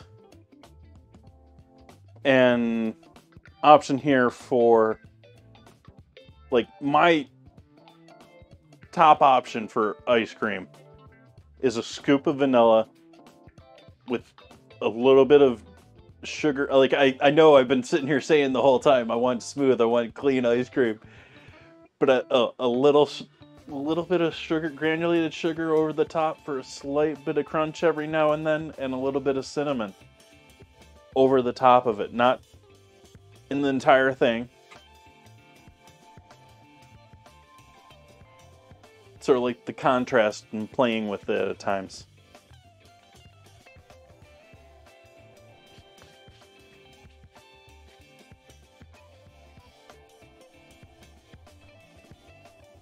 Nice, tree bow. Yeah, it can be challenging. Like this whole machine I've got here in the corner here just takes all the work out of it. Essentially, you can be very complex and make very elaborate custards for your ice cream that are very hard to achieve temperature wise and texture wise. I just love the idea that I can now cheat with modern technology.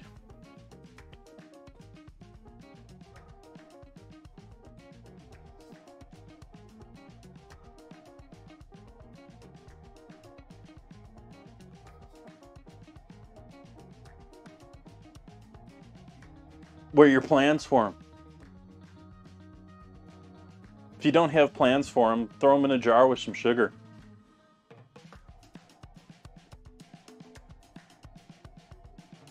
Even without scraping, just leaving the beans in there with the sugar will help out the sugar with a little vanilla flavor.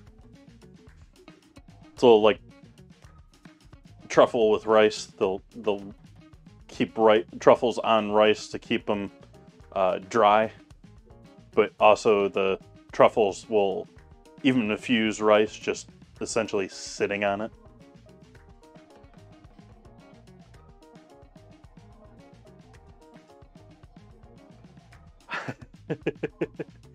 Cosmic, I love this thing. This thing is quite amazing. If you've ever heard of a Paco jet, which is something I've wanted for ages, this is a sort of a cheaper but intended for home and not industrial strength edition. And so you can take these, they have pre-made cylinders. I'm sort of showing, if you look down the bottom corner here, you can barely see my hand here with all the other stuff on the overlay. But you can take these, and then the machine over here in the corner next to my blender is essentially like a drill press.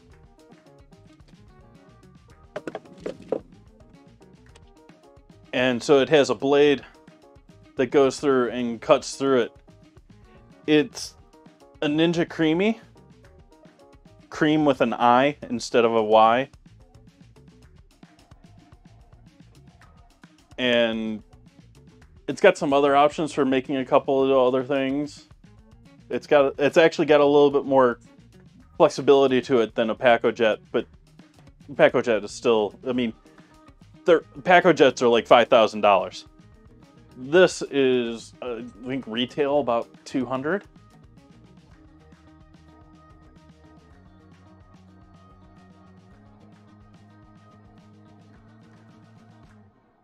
So it's something, I mean, the price is one of those where, are you going to use this? Are you going to keep it around? So but it has been working quite well for me. I can even show you it's sort of cool, the whole thing. You take those cylinders and put the cylinder inside of a sort of container here. And then you've got the top with the blade in it.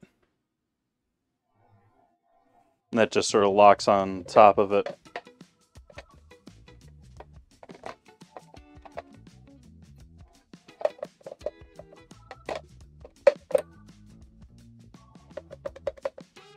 And the whole thing locks into the machine very fancily.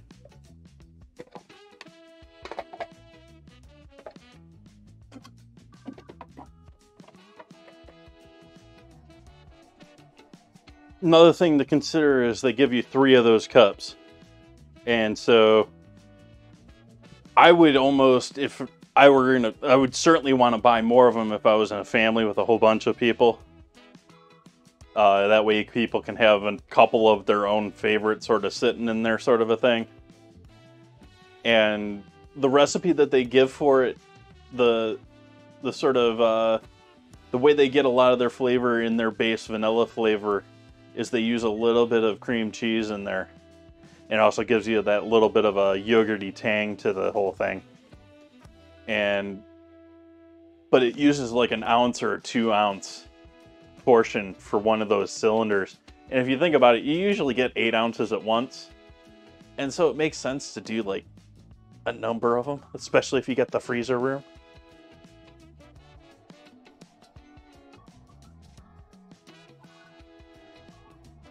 I think I saw Fluffy stop back in here. Hello, Fluffy.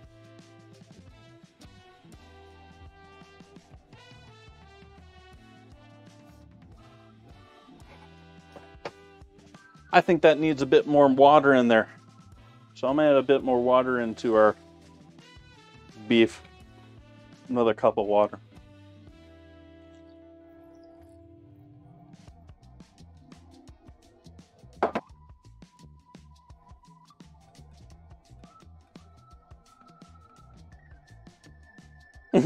Dad joke. Oh, dad joke.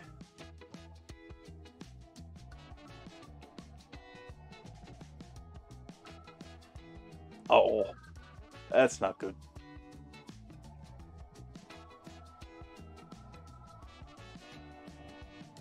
How are we looking here on our... Yeah, let's go back to food and drink here.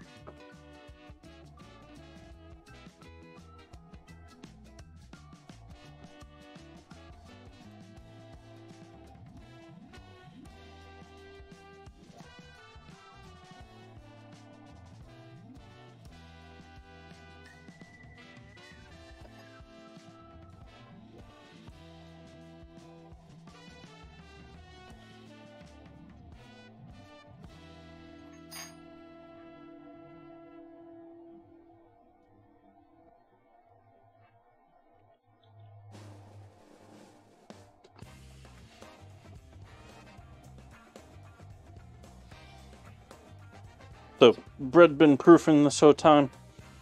I think we're about halfway there with that.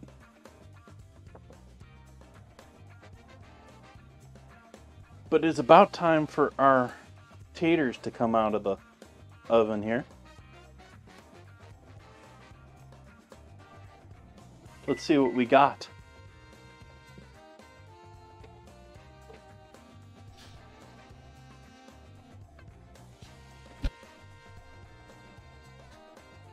Those are looking tasty.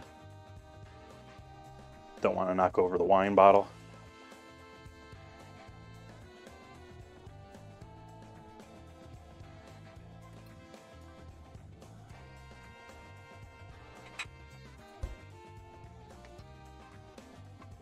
Kill the heat on the oven now.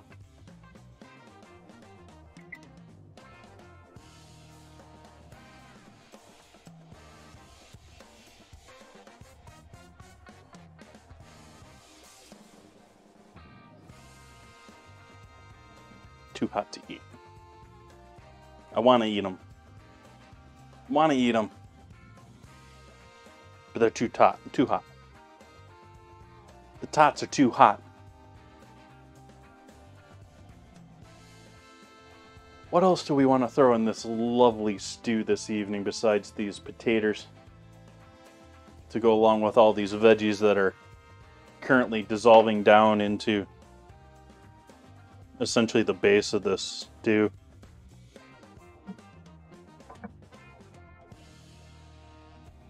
Oh wow, that smells amazing mixing that up.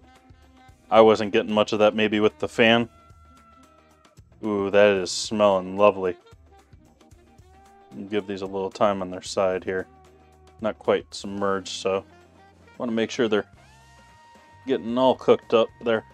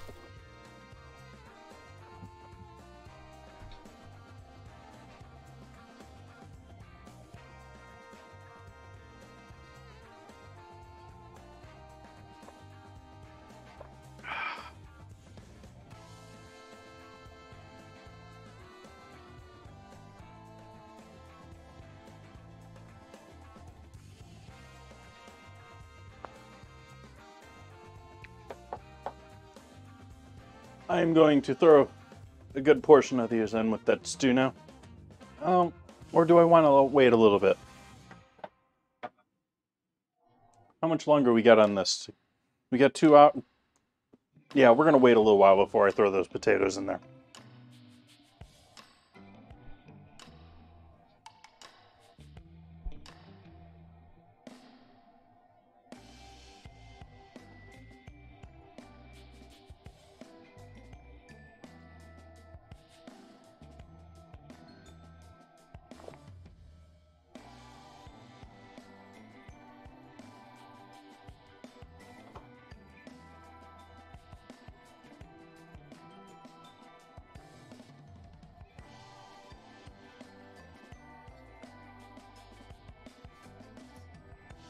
Or I could just sit here and eat them all before.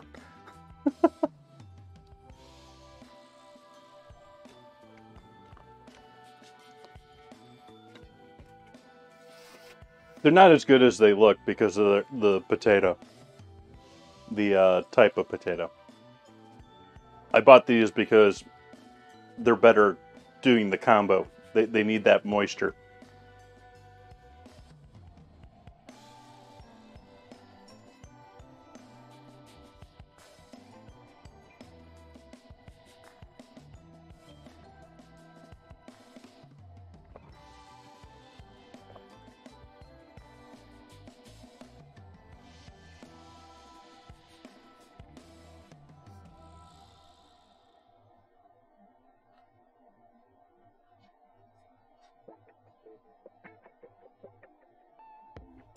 I'm going to add the potatoes in with maybe the last 30 minutes or so of our cook.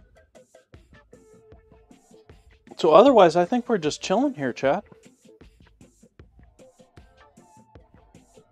What's new and exciting for everyone else here? Everyone else was chatting for a while there, and I'm sorry I've almost been neglecting chat tonight. Been paying attention to other stuff.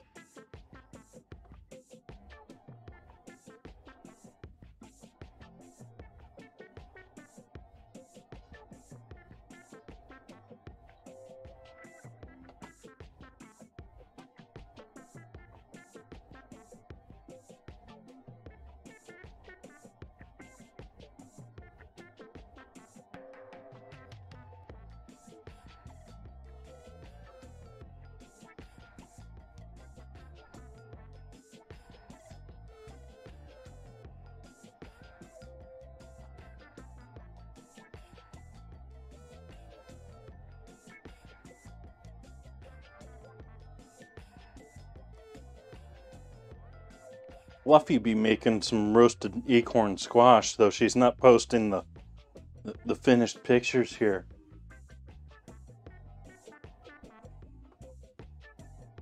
Sushi. Switchgrass with mighty fine tasting looking dinner there. And we're back to Zeke's lovely chicken and dumplings.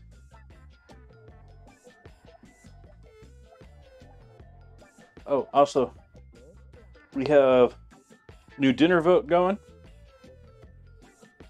Lychee versus croutons. Interesting combo there. Don't know what the heck I'm gonna do with croutons for dessert. And I did just this week update the list of past ingredients that have already won the challenge here. We have two versions of it. This is the order that they actually won, and then below it here we have the order a little bit, like, you can question how things are named so that they can be different alphabetically, and I've just gone with what they were. But you got some, these are all the past winners alphabetically. Like, you could put fish sticks maybe up there, but it was specifically Gorton fish chips. What am I trying to say? Gorton fish sticks.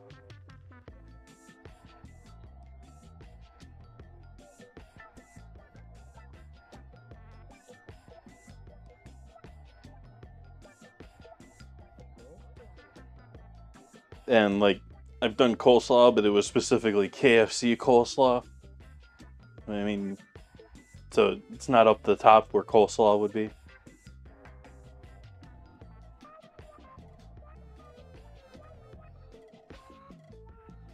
And we have regular coffee because I also have instant coffee here somewhere. Yeah, instant coffee. Oh, why do I have Oreos as a...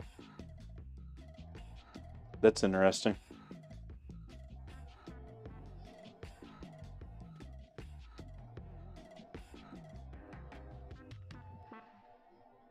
That's an interesting trail. Yeah, on the coast somewhere.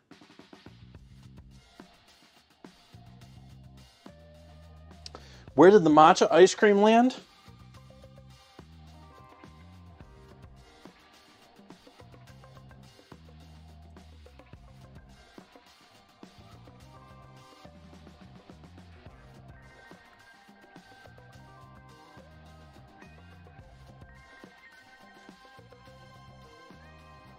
This is where we landed with our final list. Matcha, or green tea, was down here. And it was down here on C to go along with a couple of other flavors here that I felt like chocolate chip mint and raspberry and rose.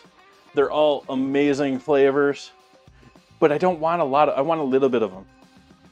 I want them as like an accent or like a quenelle. I don't want like a scoop of green tea ice cream.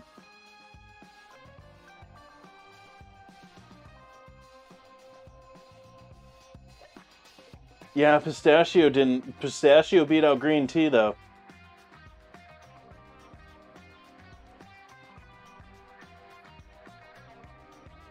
Oh, it's not showing my cursor.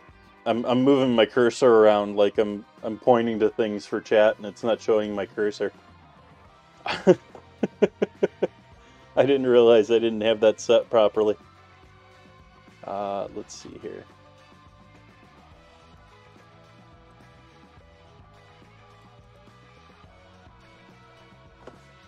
It should be capturing my cursor. Why isn't it capturing my cursor?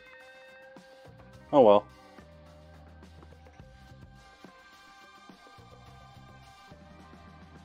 I like tea, but I like apple cider more. I like apple cinnamon more. I like pear more. I like brownie more. Chestnut, hazelnut, hazelnut's pretty tasty, but is it better than green tea? Passion fruit's right there. Peanut butter, no. Peanut butter is better than green tea to me. Pecan, pistachio, rainbow for nostalgia. Whatever you call it. For me, it was Superman ice cream. Walnut and Amarena, or Italian cherries, or cherries and syrup.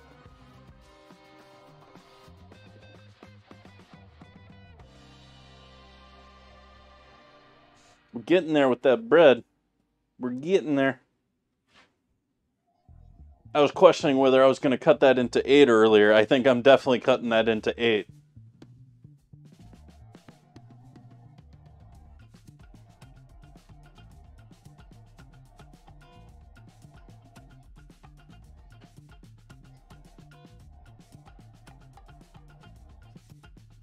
Let's do a few dishes here while we're hanging out.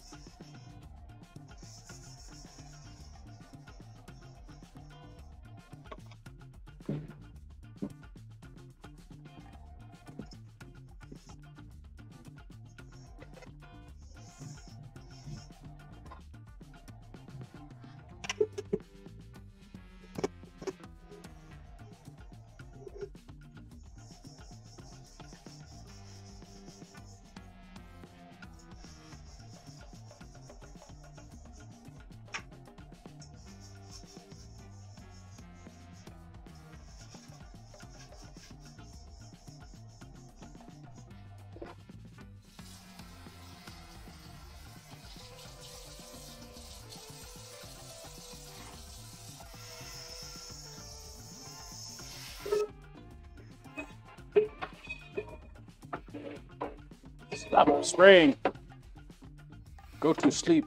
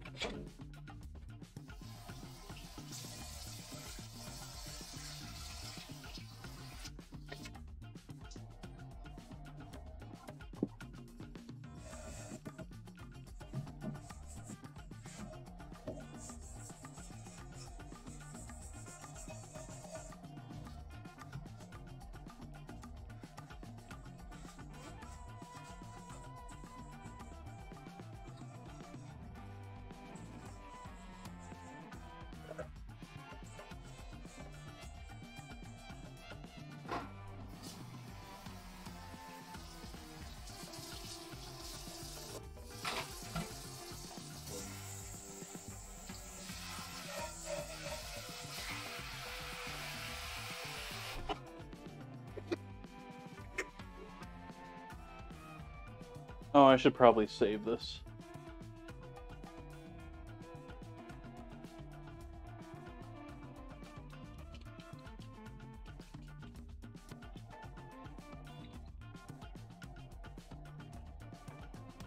I just came up with the idea here that I should probably take my completed tier list, or my completed lists of rankings, And I should probably put those in the Discord, so if I think about it, if someone reminds me, I'm gonna create a channel and just put those into the Discord so that people can go back and make fun of my opinions.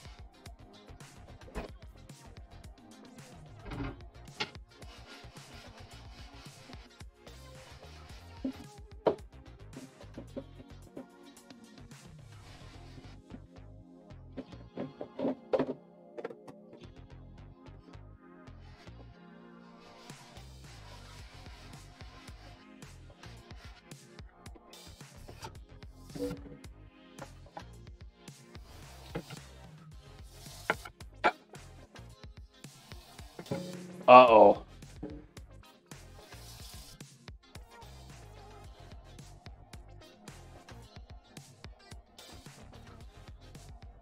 You can, like, see it, too, if you, like, that's the most, like, frustrating thing about the scrambles is you look back at the original scramble, you're like, oh yeah, I can totally see that, why didn't I think it, oh!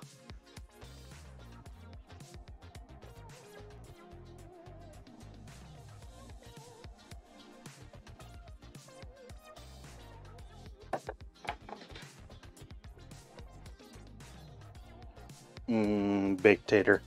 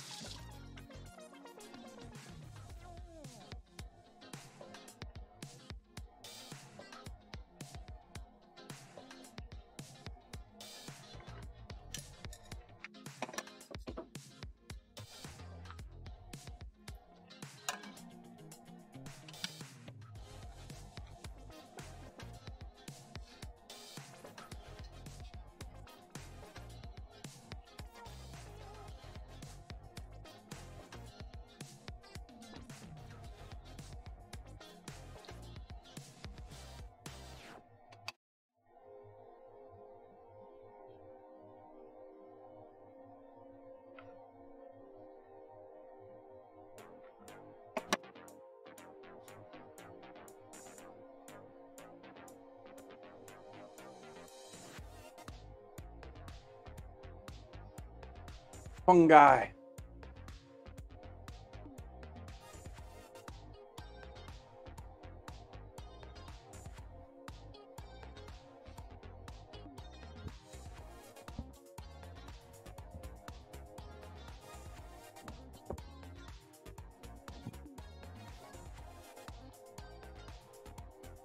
Isn't it sort of weird how in English language, past masculinity, it seems like fungi seems much more innocent and much more compared to fungus. Like, fungus sounds disgusting. Fungi, they're the same thing, but I don't know, maybe it's just me, but fungi sounds way more cleaner, way more, you know, white collar.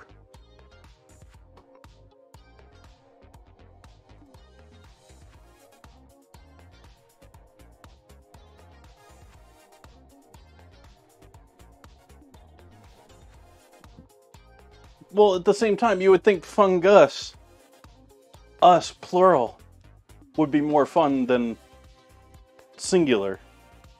But it's a guy.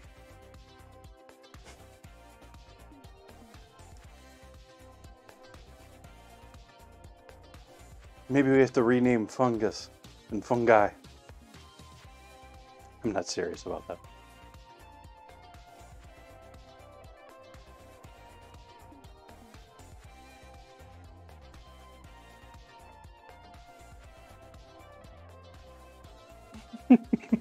Tree bow.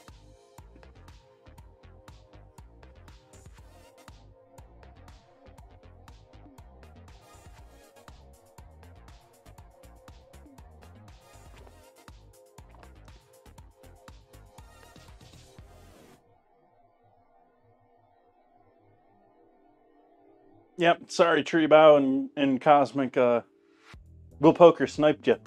He's the fun guy.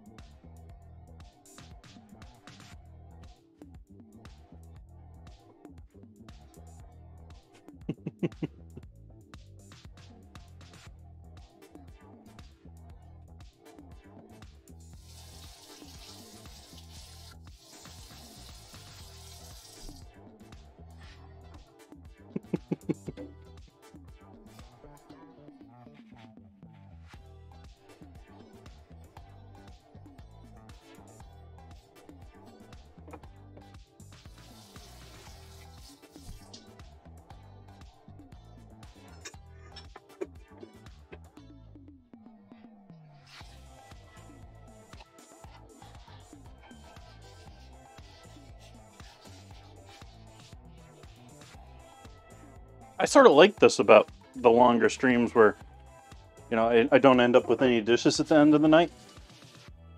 Or very minimally. Those are good streams. I like those.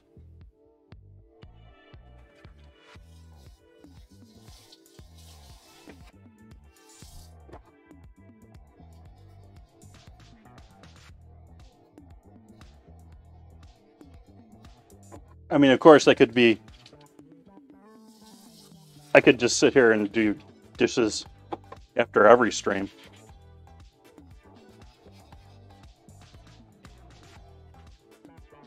Dish time with Jay.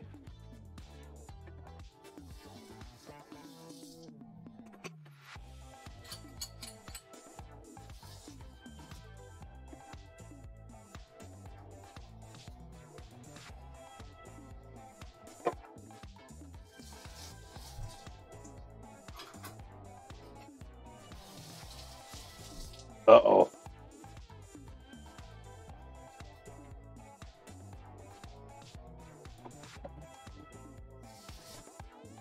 I don't know if the setup would get me to stop doing that, though. I'm sitting here thinking, if I ever get that camera back from tech support, from the RMA, who's to say I couldn't set up a camera here? Using that one. I have to turn that one on every stream. I have to set it up every stream. And that's why I'm saying, I don't know if the setup would make me stop doing it as much, but welcome in. Basically, I do work. Instead of, and the other thing is I don't know necessarily where I would want to mount it. Like, I'm sort of sitting here looking at this cabinet right now because I can maybe put it on this wall here and shoot down this way. But again, it's something that I have to set up every stream, and B, I don't have a mount because I'm going to keep using that mount for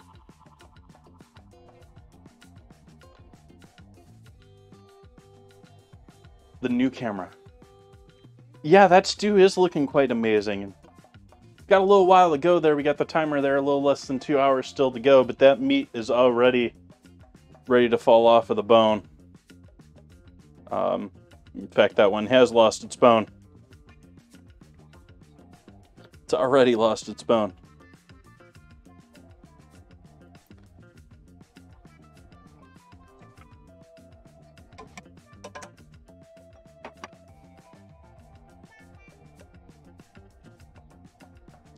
And this is starting to look almost ready for me to portion and re-roll.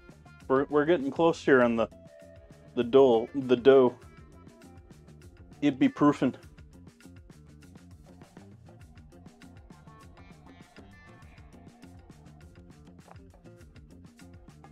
I'm of course going to leave those bones in there at the last moment, and not just for flavor. It's an awesome hack. If you want something to keep even temperature, hot temperature, bones.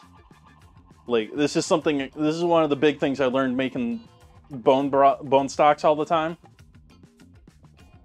Or using bones to make stock. Is you make a stock based off of bones, it stays hot for ages. Whereas you just make a vegetable stock, that's cool in like 90 minutes in comparison.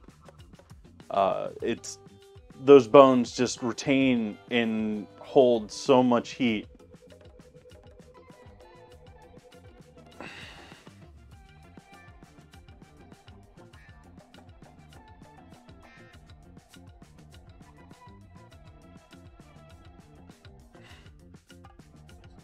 Trying to crack my back.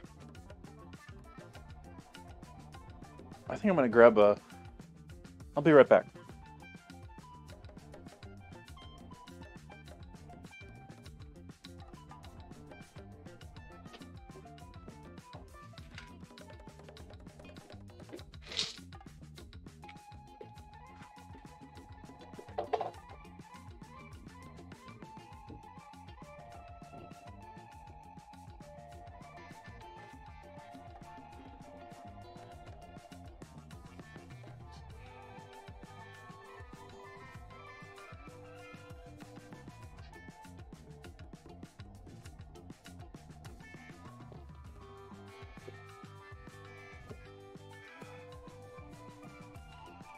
Get back over here, camera. Yeah, over here.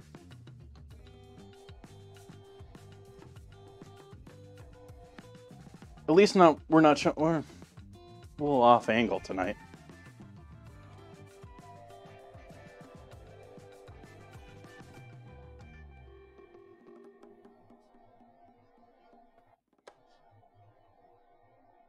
But at least we're not showing all the lights at the top of the house here now.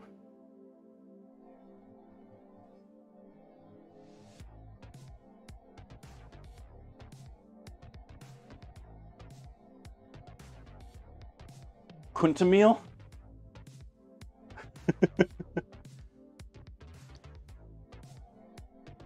Is that? It sounds like some sort of like health health starch.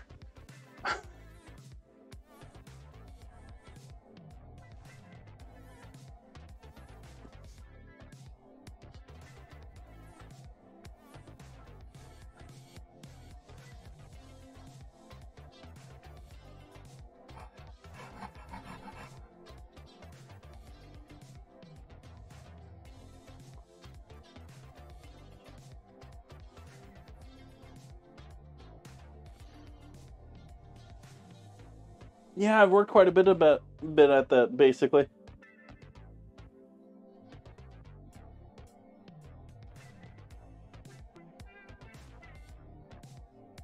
Get your scanners ready.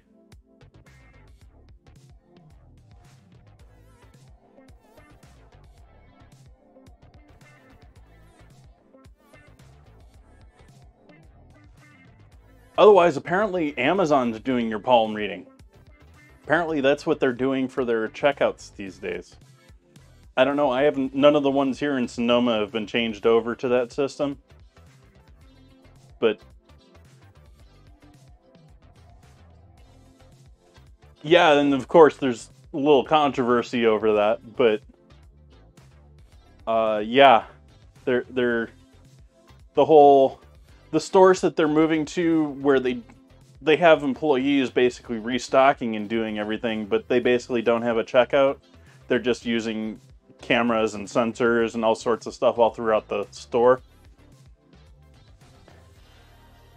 I believe those stores, which there's a couple of that they're working this system into, is you just basically put your palm down on it and scans your palm as far as your ID to leave.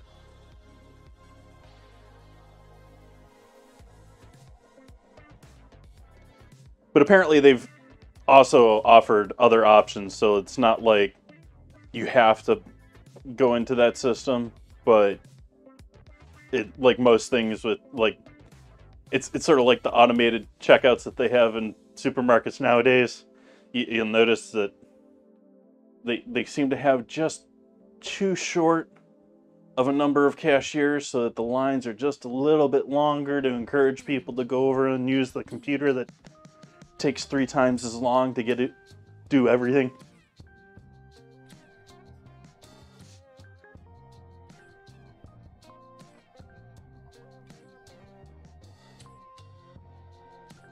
Like, I can't stand those things unless I'm buying like a single item. And you know, a good portion of the time I've got a bottle of something that requires my ID. You know, whether it's booze or wine or and then all of a sudden, oh no, you can't do that here. So it's the point of getting in that line to begin with. I just skip it, and like I said,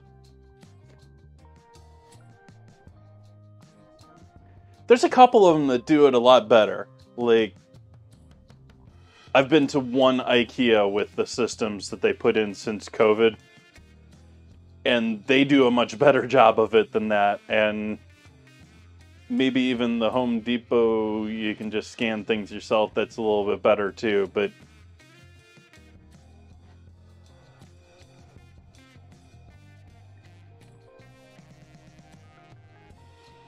bye basically.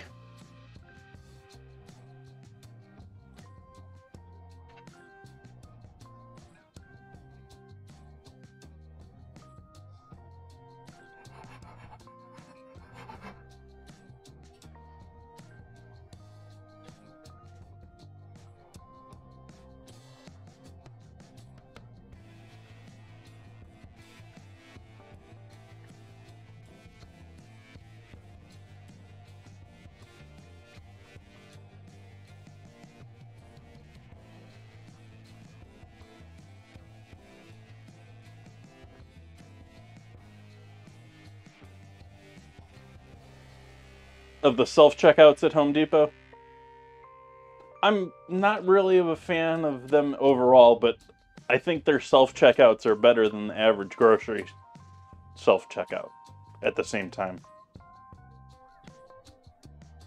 Like, I'd probably go through my grocery stuff a heck of a lot quicker if I didn't have to sit there and worry about everything being the right weight on the scale over here.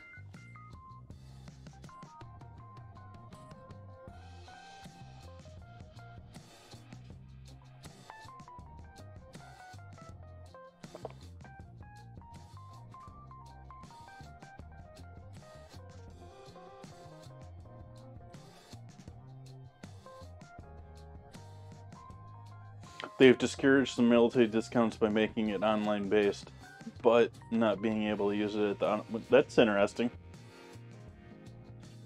But I can see them doing that, yeah. We've also very solidly here in California moved from an age where a supermarket would put as much as you could potentially put in a bag, you know, and you could be that classic, you know, I'll hold 5 bags and get everything in the house. Now that you're paying for bags, you know, for the 10-cent bags, if you go that route, you don't plan ahead, you're getting like 1 item in a bag. It's like, and they're training them just straight up that way for that, because like if you bring your own bag, they leave like half the crap out. Like yesterday, I grabbed those potatoes along with everything else, and I walked to the store and back, and they left the potatoes out. Like, oh hey, I want to hang on to both of those things.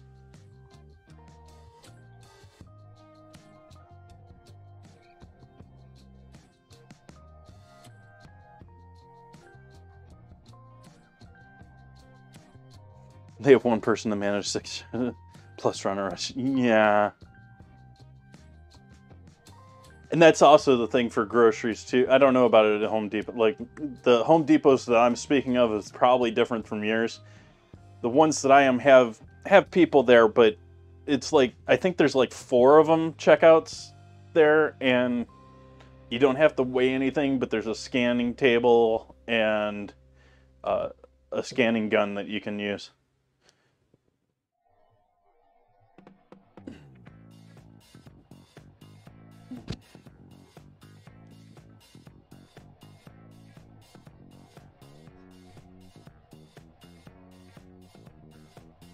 Oh, that's an easy scramble. Who's going to get that one?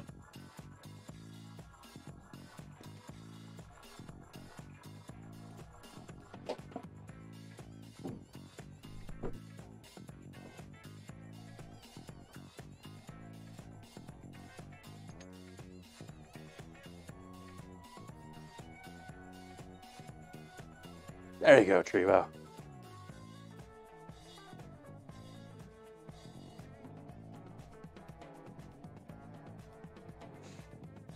So our dough has now risen, I think, a proper amount here for the... I think that's doubled by now.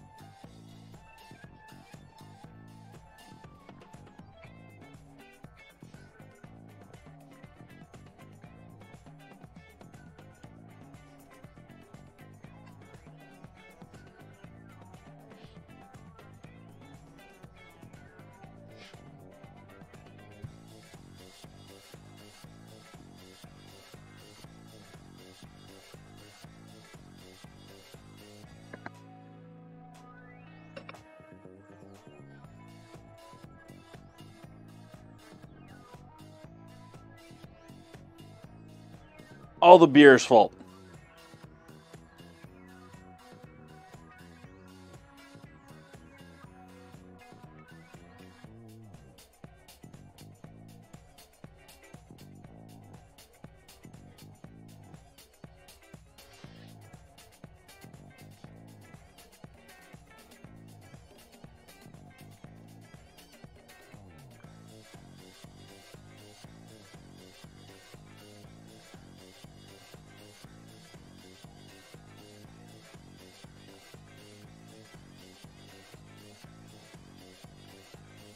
I don't know if I want to do 2 or 3 of these. Hi, chat. Let's grab 3 to be safe. I need another lid. Or another base.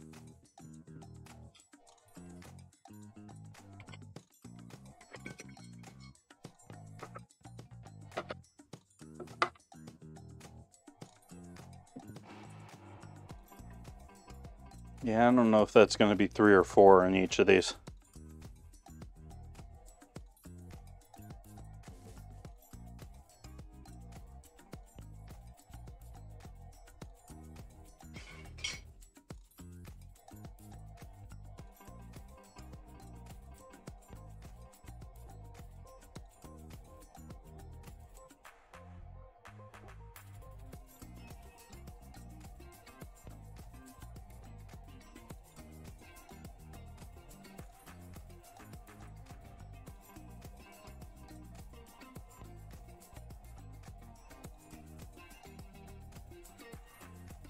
I think I'm going to do 3. I normally do 4, but I'm going to see how 3 turns out with this.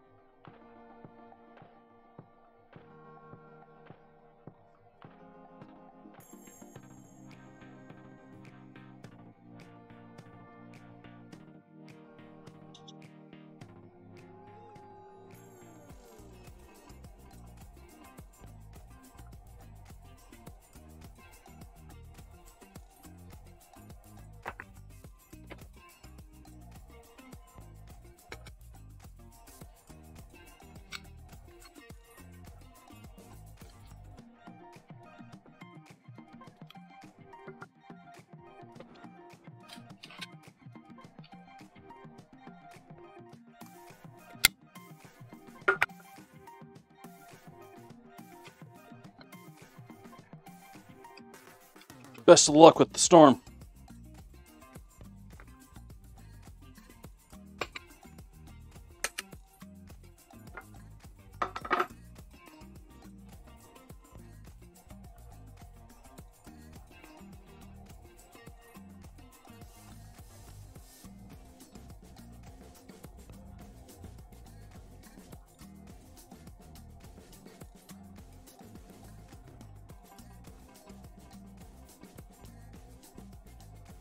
I have a feeling the biker gangs have been moving back into Sonoma County.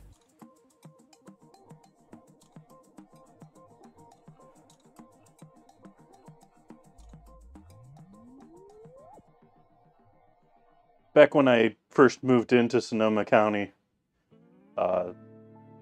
Hells Angels, which have a branch in Santa Rosa, had a really big court thing in the, I don't know if it's the local leader or the local vice president or the local, got into all sorts of legal trouble, and they sort of disappeared from the scene for a while there. But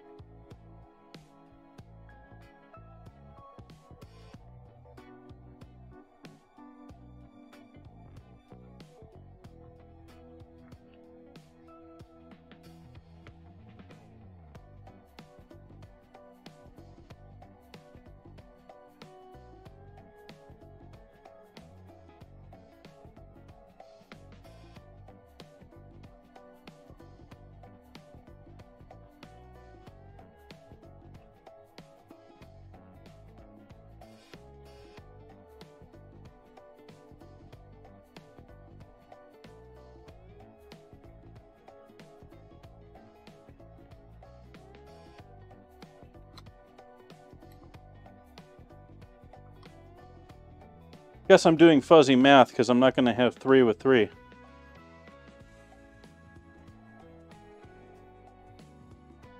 Eight doesn't turn into 9.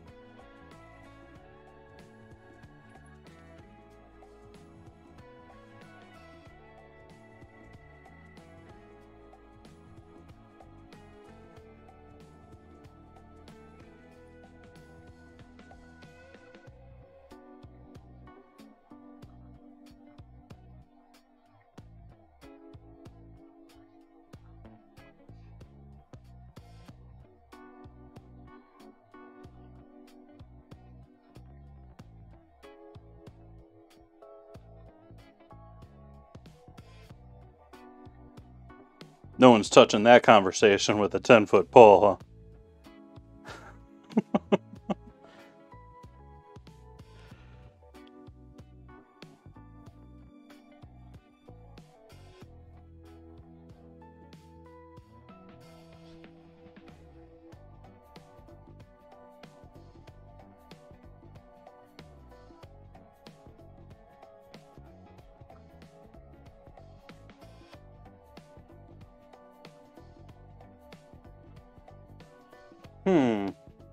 Yeah, that's a toughie.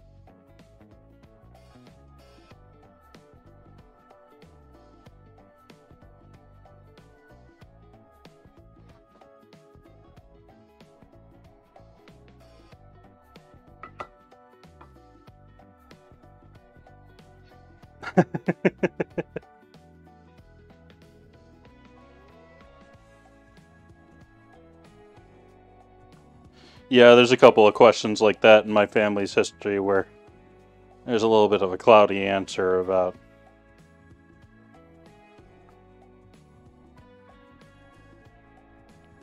Don't know if the history searchers in my family, I'm sure they have, but figured that one out yet. I have such a horrible memory for that sort of stuff.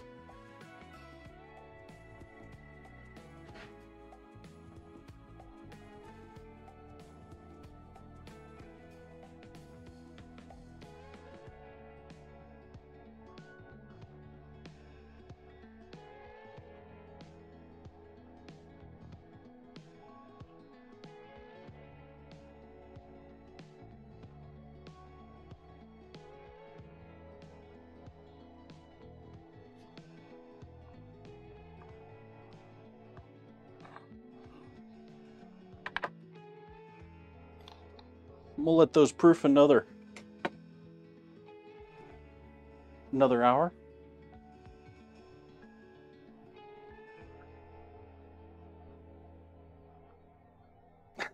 Cosmic, yeah.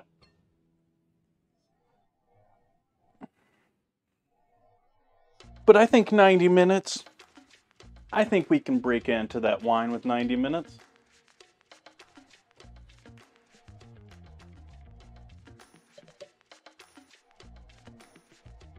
I think I can do another snooze on the ads.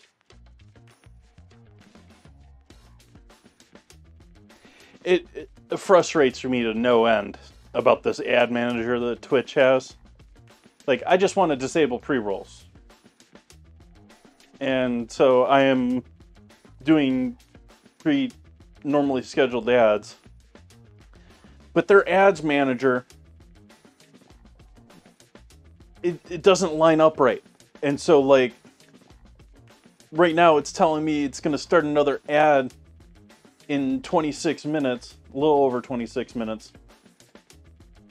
And the pre-roll is off for 27, and that's after I snoozed it, after I pushed that ad time back. And so I have to constantly sit here and play a game that I'm already losing on. And so I'm sort of tempted to just make the ad breaks longer, but that's going to cut down on the pre-roll time.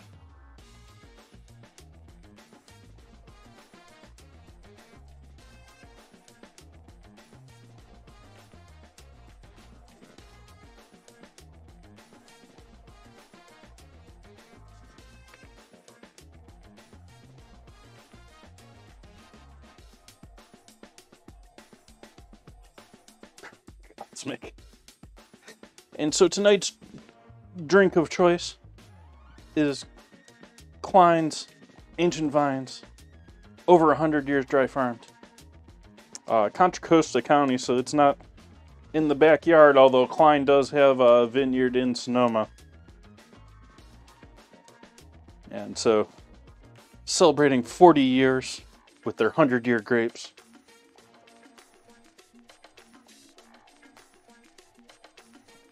And Zinfandel's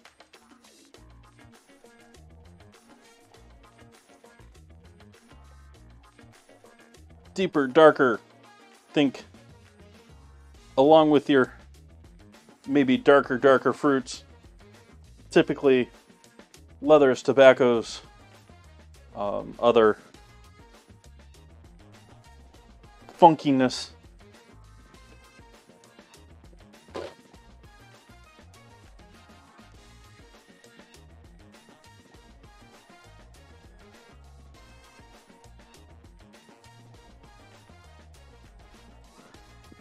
In my filthy looking glass.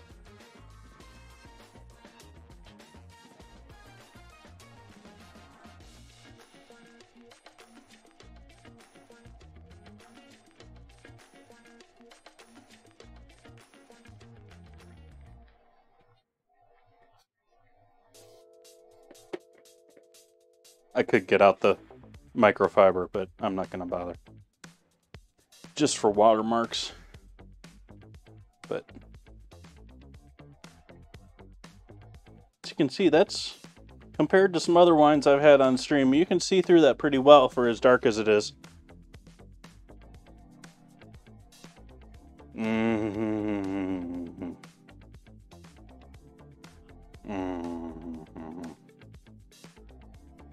This is yummy. This smells amazing. Like, I just want to sit here and smell this. Which is really the thing with Zinfandel. Like I just want to sit here and smell them.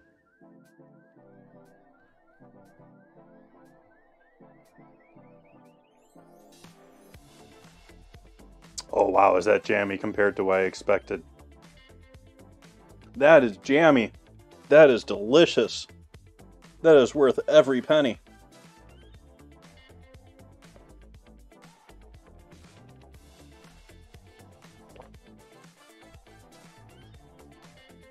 That is jammy, that is fruity, that is... Yeah. But the nose on that is so much more in depth, like... Me likey.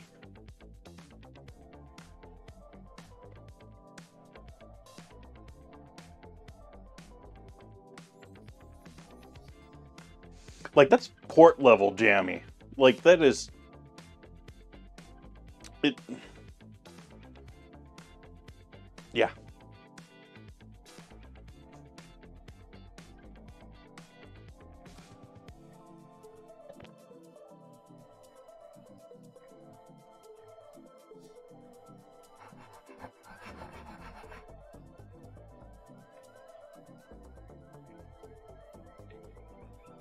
Oh, there will definitely be Discord photos of the bread and the stew afterwards.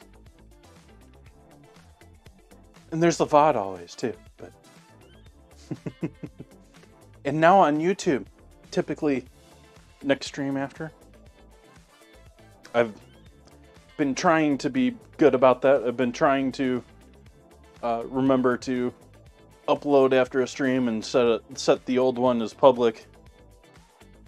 Plus about 10 other things that I have to do for each video. It's a little bit of a hassle.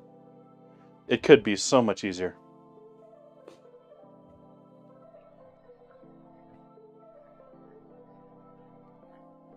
Like, I wish I had the time to even, like, cut off the, like, 15-minute start that you have to streams and streaming so that you make sure the computer's all working and you're all set there and everything's set here and you're wearing clothes and...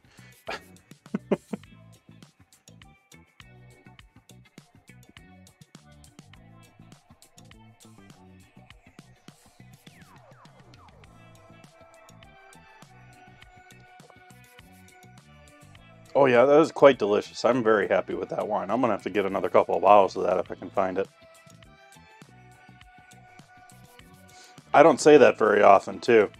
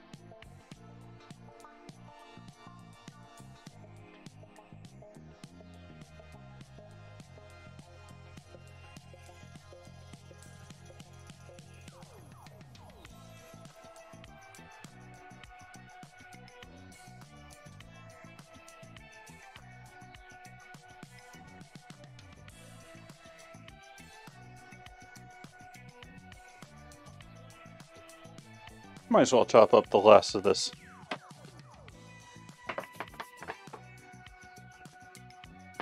Celery while we're chilling and before I drink too much.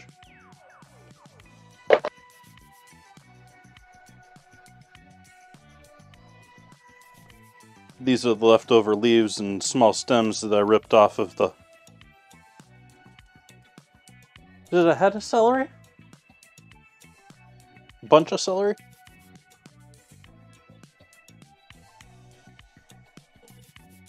Oh, camera. What are you doing, camera?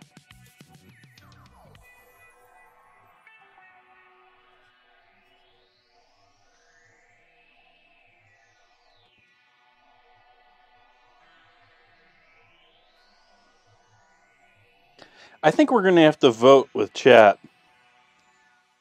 And maybe we'll do it in Discord. What chat thinks is a better option here? In saying this, I don't know what I'm necessarily going to use one of the options for. But if chat were to have the option,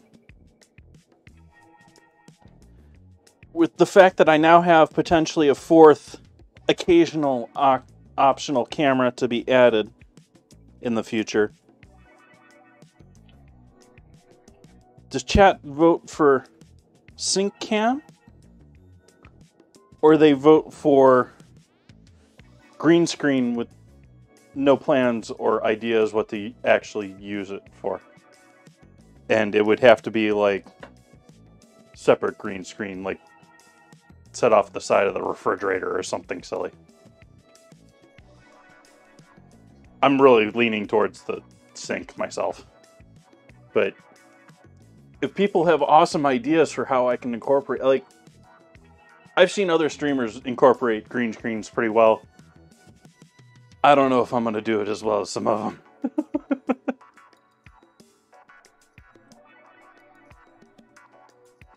I'm laughing because I don't know if it was live stream fails, but one of the bigger streams I saw on Reddit, he was having fun with the green screen being behind his setup and putting himself back into his normal setup.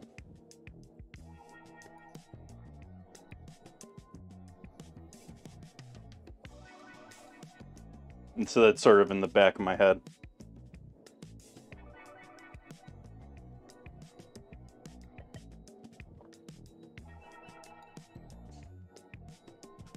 You mean take the Kenji approach and wear the head cam thing? I'm not a big fan of that. I mean, I've already got the top-down view. If I were going to add another view to what I was doing, it'd probably be an angled down view, because that's a much better view for actually showing off the food rather than what I'm doing to the food. Like, I think this is the better setup for showing what I'm doing to the food. But the setup that seems to be most popular is the angled shot, which shows food much better.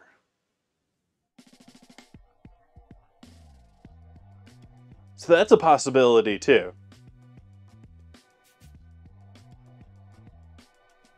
Like I could maybe even set it up to be here. That's a little low for doing it for the sink. But if there was something I could flop it this way or that way, I would have to move it to turn it on. And again, this is... I have to do special things to turn that on and set it up every stream. And so in the future, it's probably going to be a once in a while thing.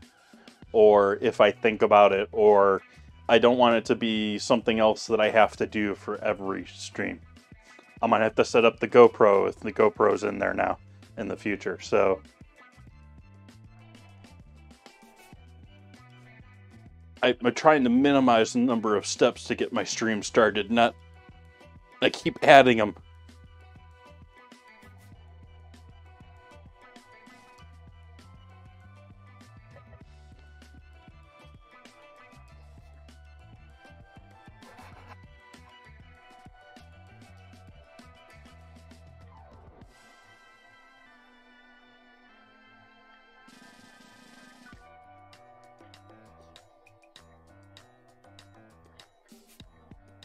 Because like I said, I don't even have a mount, and so I don't have anything...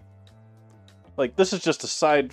Like, and again, I'm This is not my house. I'm renting this space. I mean, I'm willing to go to some length personalizing it, but...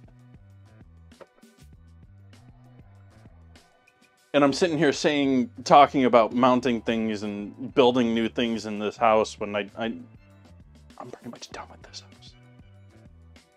Like,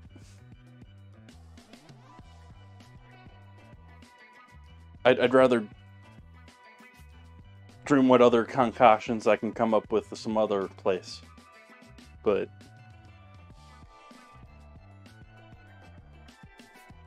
doesn't really make a whole lot of financial sense at the same time.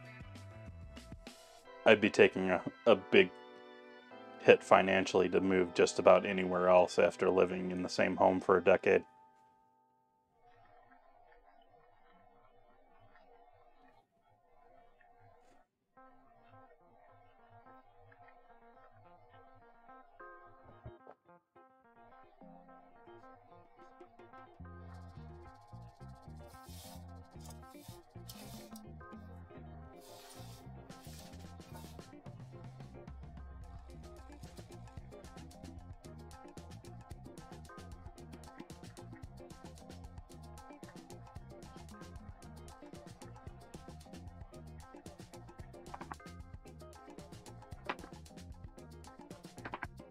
They be poofing again. They're starting to squeeze into each other. They're filling up the...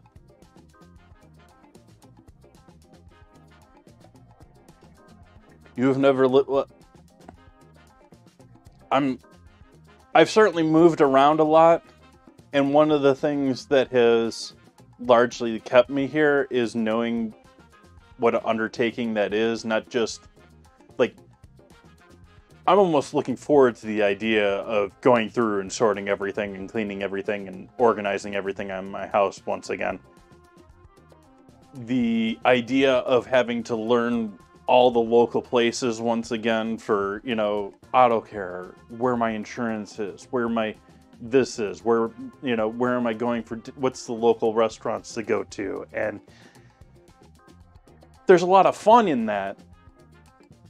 But it's a constant pain in the butt, too. And so, I mean, and if you move states, you're done having to... I mentioned insurance earlier because then you're dealing with car insurance, house insurance, and changing them all over to probably some other company or some other division of a company.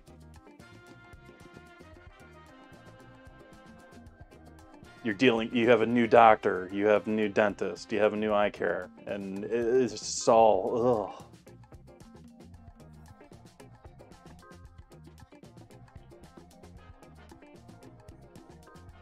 That said, I love living in Sonoma. I don't know if there's anywhere else that I could live that the food would be anywhere near as close as far as availability. Like, the bounty of food available in Sonoma is redonkulous.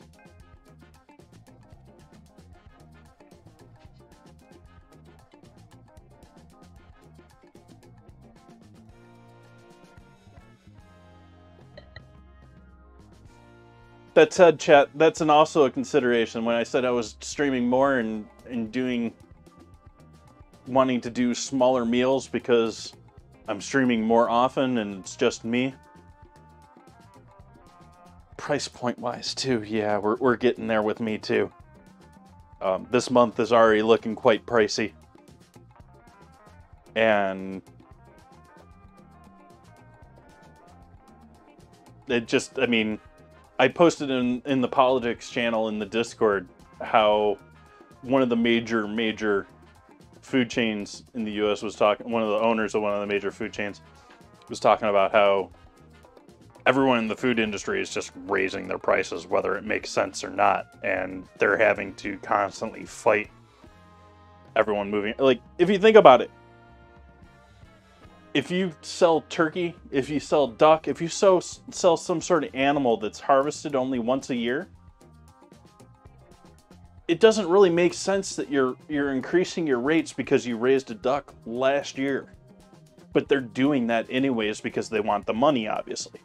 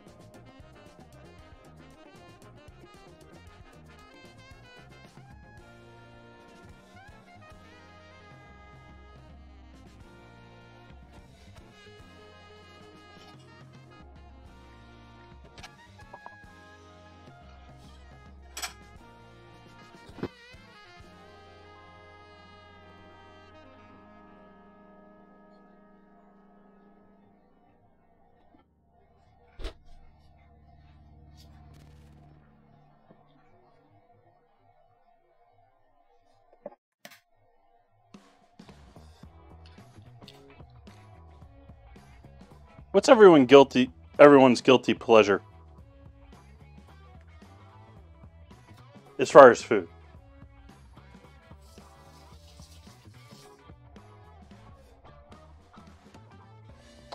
Lately, I would define mine, strangely enough, as olives.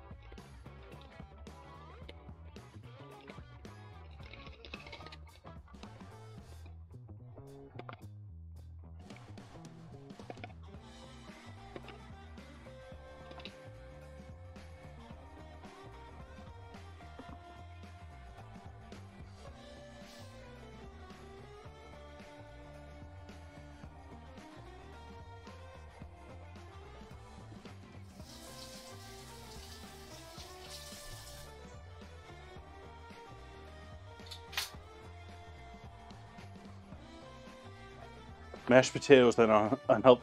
That's always on my list, John Rando. Welcome in, fine sir. I don't know if you've been chatting earlier and I'm just noticing you now, but thank you for joining in. Thank you all for joining in.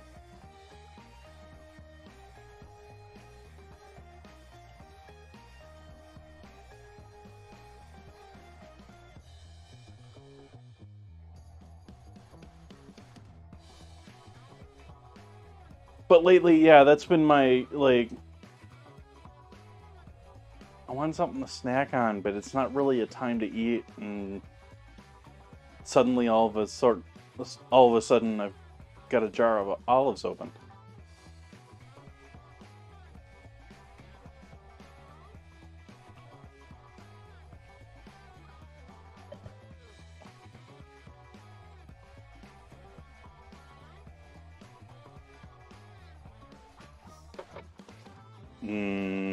Taters.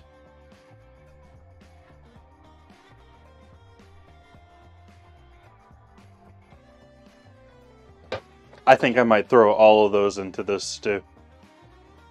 I was talking earlier that like, I might keep some of those and give them a second hit in the oven. I think I'm just going to throw them all in this stew. And this is obviously an egg wash here for our buns before they go in the oven.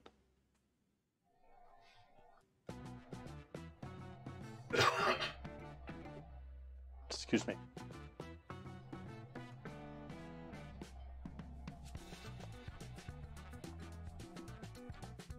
Yeah, that's not a good thing. Starburst is one of those foods that, like, I don't think they're really true, but I've seen some stories about Starbursts and foods like Starburst, like a kid that ate so much that it just, like, impacted his whole body. Impacted more in the medical sense than the physical sense, but the physical sense too.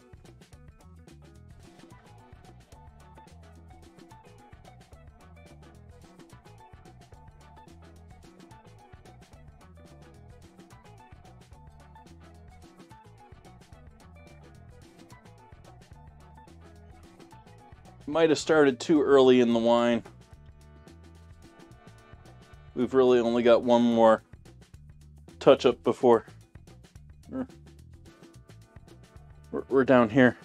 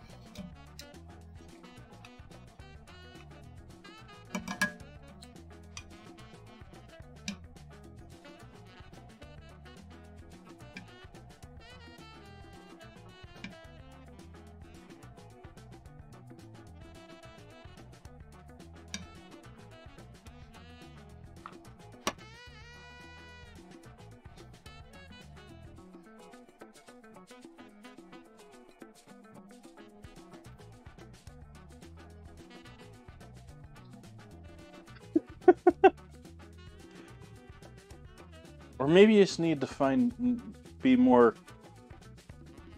Use that mute button a little bit more.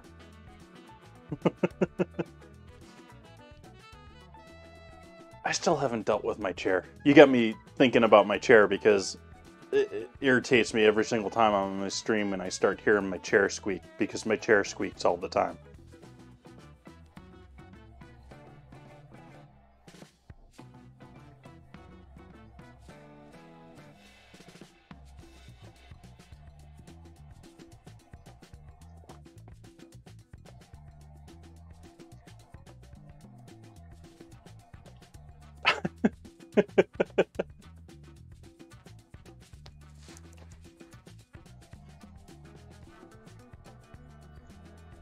That is a yummy wine.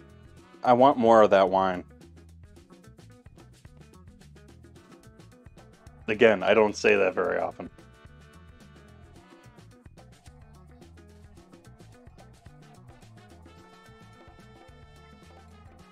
And it's also sort of strange, too, for this wine, because typically the really outstanding wines, in my mind, are the ones that, like, normally you get this, like,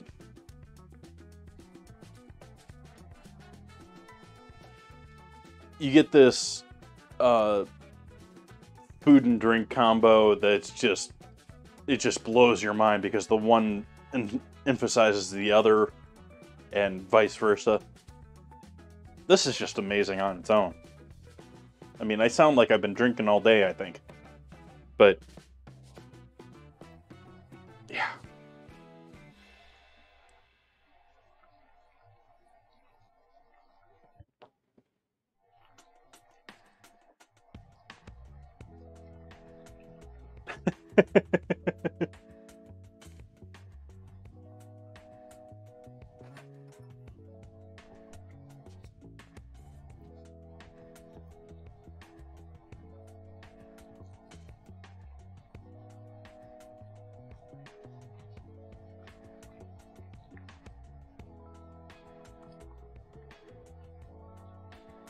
I'm a big fan of the big glass, so you can do that with this one. You can fill that whole bottle in there and it'll fit in there. Which is typically what happens after streams. Whatever's left in the bottle just goes into the glass so that I don't have to refill it. I'm being polite and proper by refilling it during the stream.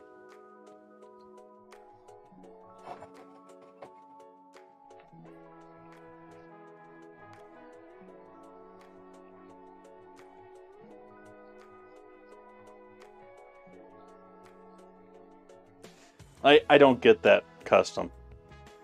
I can see it as it comes from poverty, that custom, but the whole custom of, I'm thinking of Asian culture, many Asian cultures, you don't pour your own drinks, and in many Asian cultures, you're essentially drinking out of like a shot glass, and so you have like 2 sips and you're done and it has to be refilled. I don't understand any of that in a modern day culture, in really any culture. Back when any sort of, like, beer was a scarcity, okay.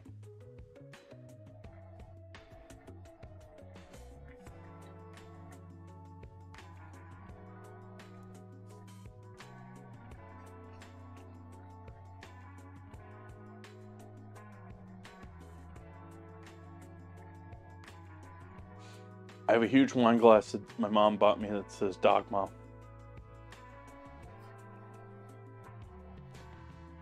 Are you a dog mom? Do you have a bunch of doggies? Do you have a bunch of pets? I guess it's not plural, it could just be one dog. As said many times before, I love dogs. I think dogs are great. I would love to have a dog if I had an enclosed yard that I could trust my neighbors with. But allergy-wise, it's not going to work inside the house. It's not going in my bedroom. Sorry.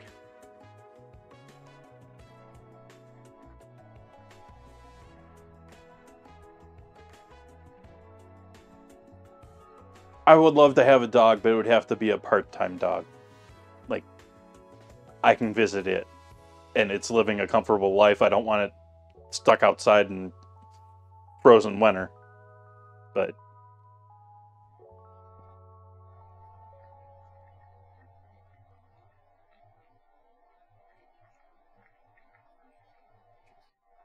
it's actually like most relationships. You know, I'm introvert. I want them.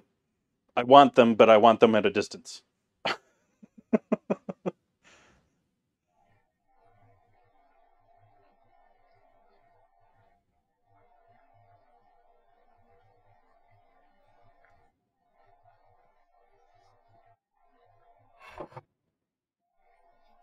We're down to our last hour of cooking here. Last hour.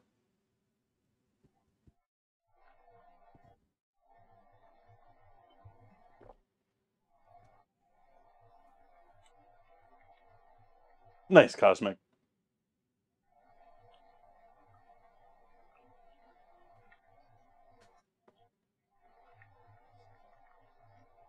Where's my music? We go through our music list for the night.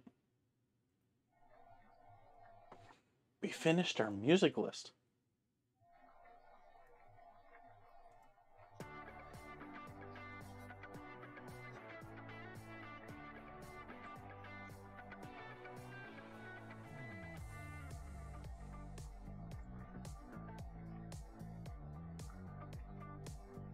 What kind of dog do you have?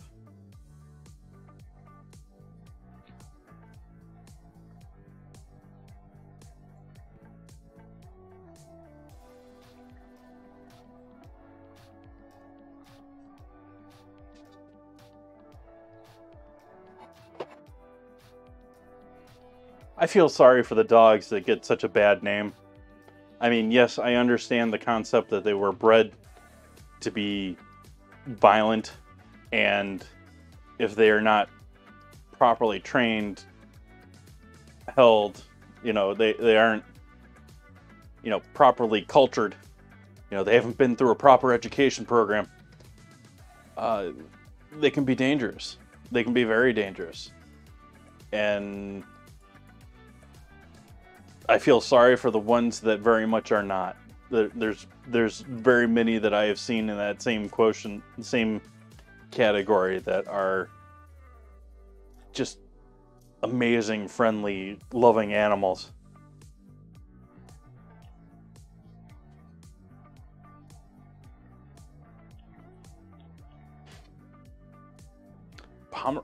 Oh, it's a little mini thing. It's a small little thing.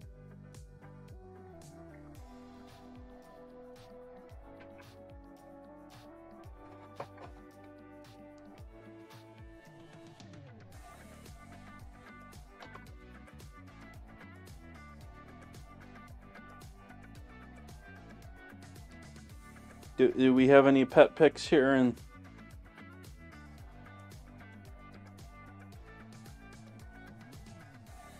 have I not seen before?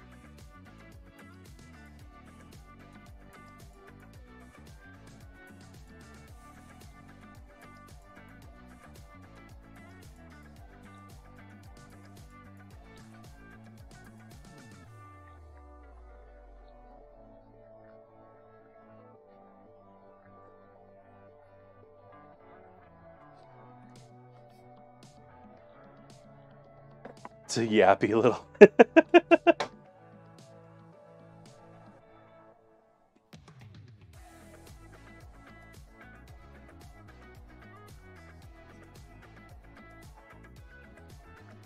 Well, at least it's talking about stereotypes of dog breeds. At least it's not a. Oh, and I forget the name as I'm saying it. At least it's not a corgi. Notoriously just picky, loud, annoying dogs. Again, without proper training, without proper.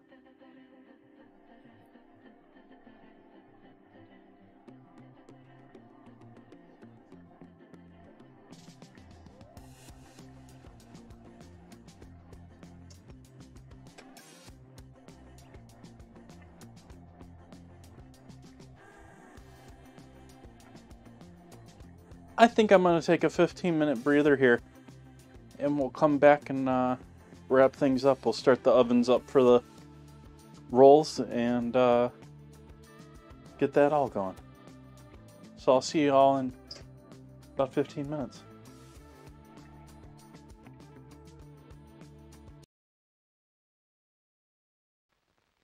And now, from the popular comic strip Peanuts, here are Charlie Brown and his friend. Why, thank you, Charlie Brown. Thank you, Charlie Brown. What's the occasion? Has Charlie Brown had another baby sister? No, Ford has new economy twins, so he's passing out chocolate cigars to everyone. Everyone? Yes, everyone. You bet your boots, everyone. 'Cause it's just like they said. We've got something big to celebrate. And here it is, Ford's Economy Twins for 1960. The economy choice of a lifetime. Oh, I'll bet you've never seen a prettier twosome than this. There's the new size Ford, the Falcon. And next to it, the large economy size Ford, the Fairlane 500. You know, the 60 Fords were featured in the recent issue of Vogue magazine.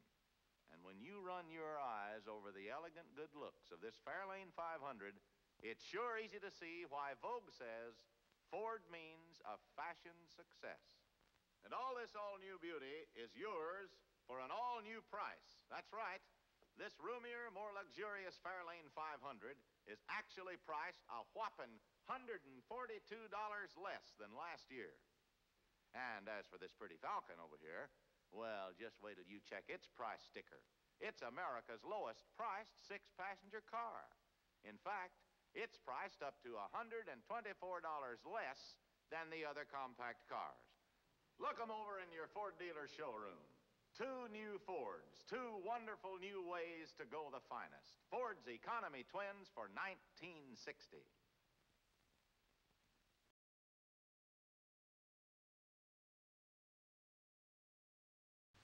Hey, kids, look what's new. A brand new cereal just for you. Twinkles, the new star-shaped cereal in the storybook package. See? Inside, delicious, crispy, crinkly stars.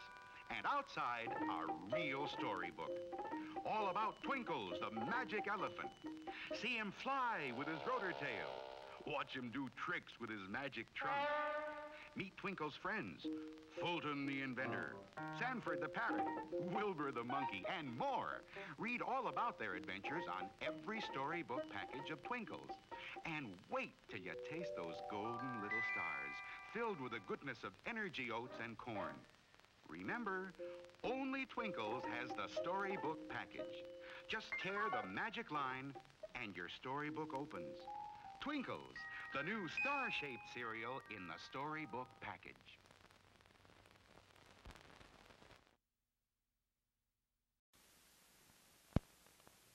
Now, a new creation from Seal Test.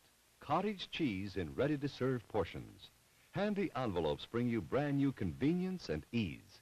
Zip, it's open, quick and neat. Just the amount you need, the easy way to serve cottage cheese. The rest stays moist and creamy, ready for next time. Are they handy? Cottage cheese in ready-to-serve portions. So easy to use, quick, and no bother at all. The rest stays really fresh, moist and creamy.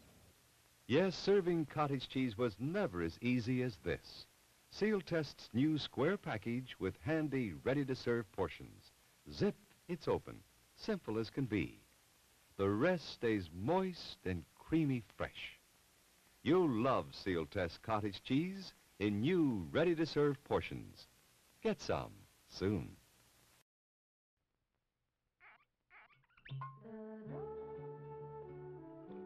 Alexis Lachine wines are full of flavor. Alexis Lachine wines are dry. Alexis Lachine wines are mellow. Drink an Alexis Lachine wine with any kind of food. Or anytime you feel like relaxing with a drink. Alexis Lachine, fine French wines.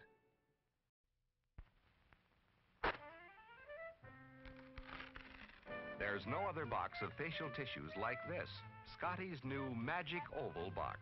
Only Scotty's give you tissues that float up gently, one at a time, and come out in neat handfuls too, because there's a Magic Oval inside every new Scotty's box. Only Scotty's Magic Oval can give you tissues that float up, smooth and easy. No tugging, no tearing, no extra tissues tagging along. And Scotty's Magic Oval does even more. It lets you reach in for tissues by the handful, all neatly folded, just right for pocket or purse. Scotty's new Magic Oval box is pretty too. And inside, soft, strong, sneeze-proof Scotty's. Remember, for tissues that float up smoothly and come out in neatly folded handfuls, look for Scotty's pretty new Magic Oval box, the only one of its kind. Next week, George and Gracie will be brought to you by Carnation. Hiya, happy boy. Wish you'd been with me today. We saw a great dog show, some beautiful dogs. There was the handsomest poodle, a real beauty, an international champion. His owner gave me some good advice. There are many dog foods on the market, but the Carnation Company makes the best. It's called Friskies, and it's quality all the way through. You should have seen the champion collie. He won everything in sight. The handler told me. A very important part of this champion's diet is meat. That's why we feed him Friskies. The principal ingredient is lean red horse meat, the best you can buy. So happy, you're getting real quality, and you're going to get your Friskies right now. Friskies is prepared to the high standards of Carnation Company and guarantees prime-grade nourishment. When you have a Labatt's, you have an adventure. Canadian Light, that's Labatt's. It's a great new taste in beer. Enjoy import quality at USA prices. Have an adventure. Have a Labatt's. Everybody needs energy-packed Sunbeam bread. Yes, it's all aboard for fun in the park, but Junior hasn't got energy enough for fun. He'd sure like to ride that horse. Hey, what's this? An energy-packed Sunbeam sandwich. You bet every delicious slice of Sunbeam bread sure does pack a big energy wallop. There's nothing like Sunbeam Energy to help you stay on the beam. Now, look at them go. On Sunbeam Energy, they sure do enjoy life. Everybody needs the kind of real zip and zing pep that delicious Sunbeam bread gives you. Yes, stay on the beam with energy-packed Sunbeam bread. All day long, eat Sunbeam bread and renew energy as you burn it up. Eat delicious Sunbeam bread.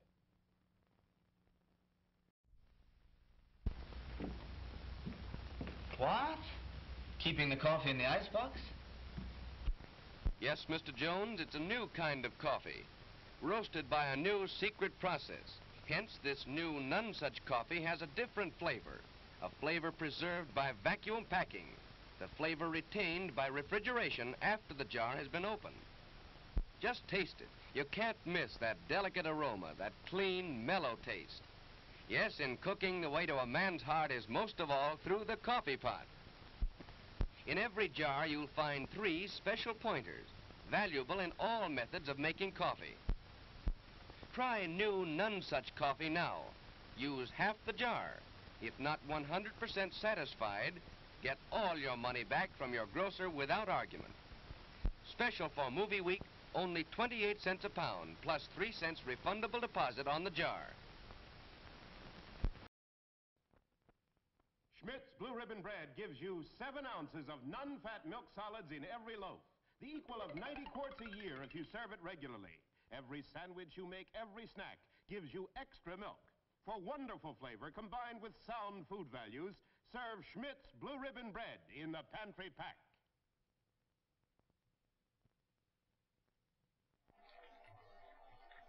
All right.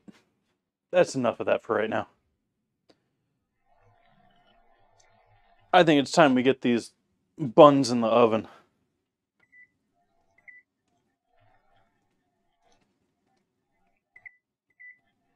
Start the oven there at 400. And we're going to need, we can be lazy and reuse this sheet pan. I'm going to add the taters in there.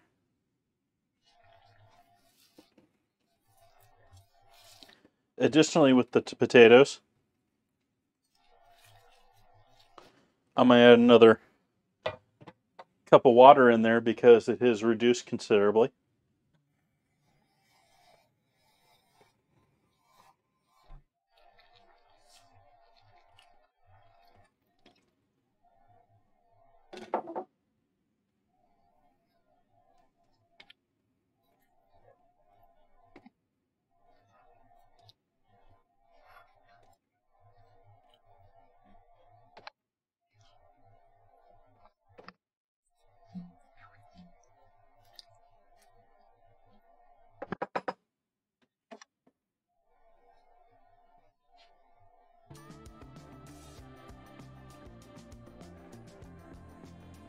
I thought you're the mind of Fluffy. Are you Buns?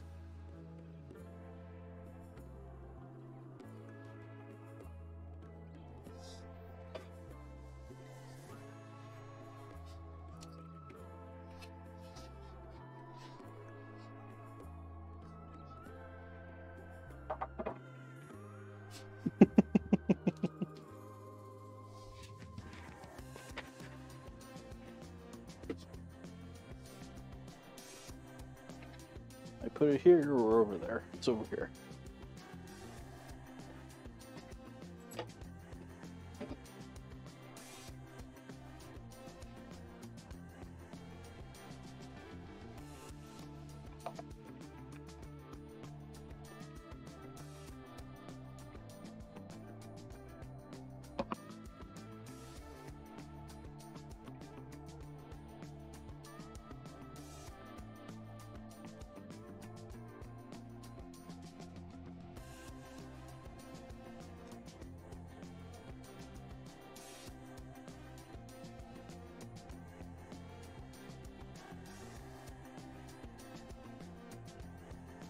Yeah, if we get some egg on our celery leaves, it's not the end of the world. It's going into a boiling liquid. It's not the intent, but it's not the end of the world.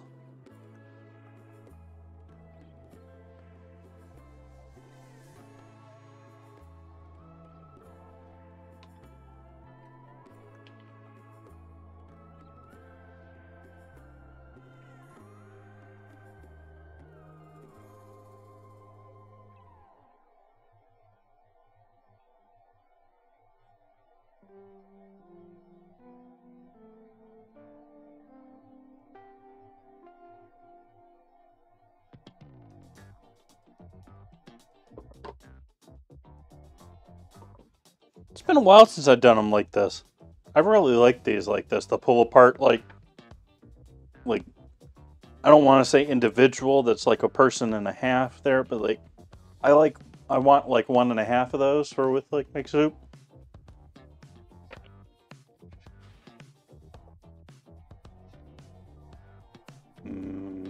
Buns.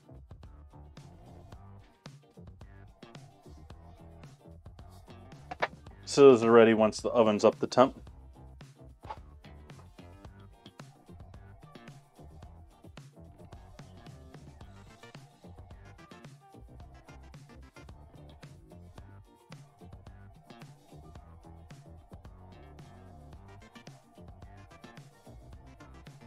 Have I mentioned yet that I love this wine?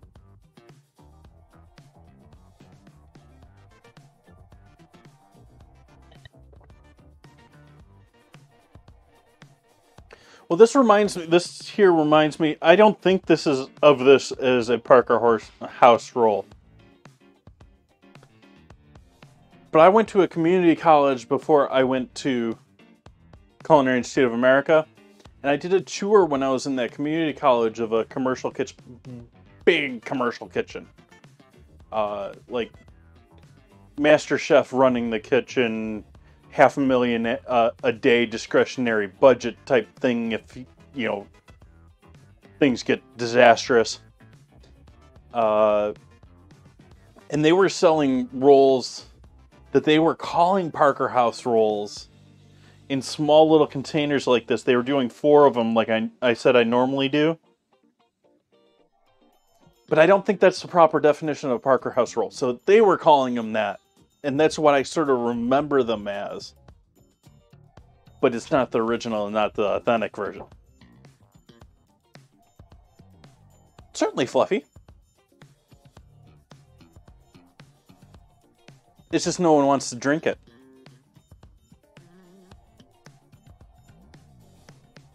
I mean, grape juice.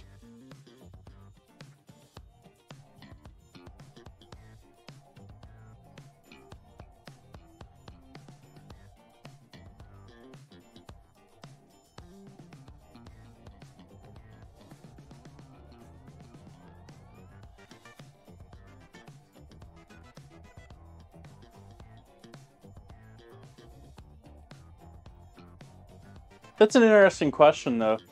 I don't know the ways that they get rid of alcohol in things like these non-alcoholic beers and stuff like that. I'm not 100% sure on the science behind it. But I do know that you can probably heat it to the point that you can distill the alcohol out without destroying the flavor. It might be interesting to try it. Well, not for me. I'd rather just have proper wine, but as far as a non-alcoholic wine, they can probably do that.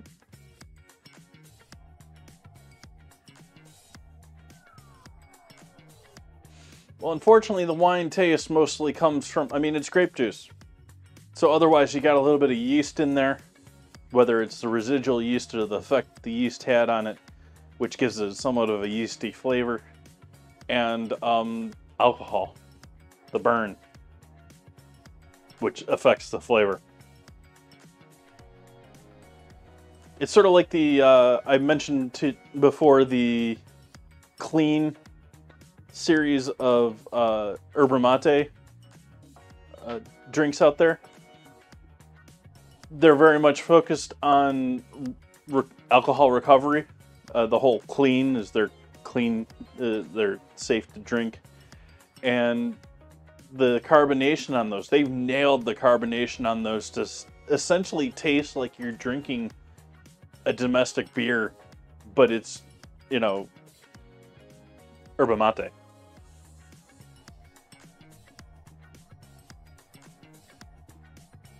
And you can do a lot of that too, but there's no real carbonation in wine.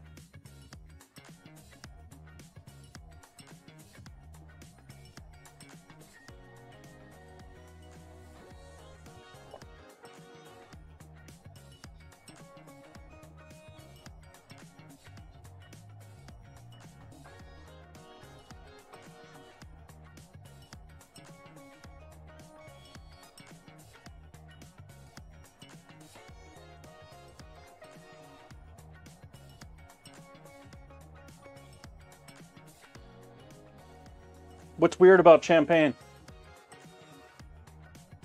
A lot of wine is effervescent in that it's creating bubbles, but it's not like carbonation.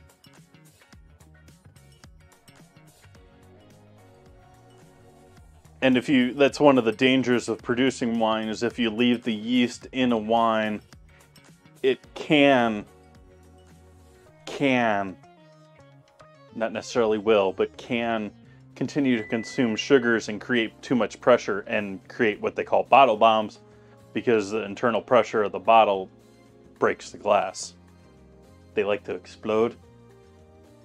That's our oven to temp. I'm going to put our buns in the oven.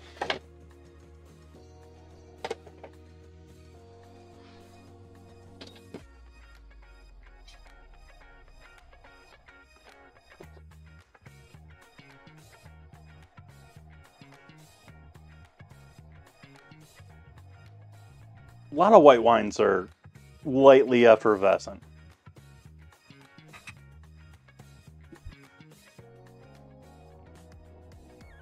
Also, most wines are filtered and have been treated so that there is no concern of a bottle bomb. Don't think that mentioning like you're worrying about your bottles in the backyard or whatever. But maybe with some champagnes, but very rarely. Unfiltered wines, maybe. But typically it's more of a home brewing thing, and they don't know what they're doing as far as the pressures. Once the commercial people, they don't tend to mess that up too often.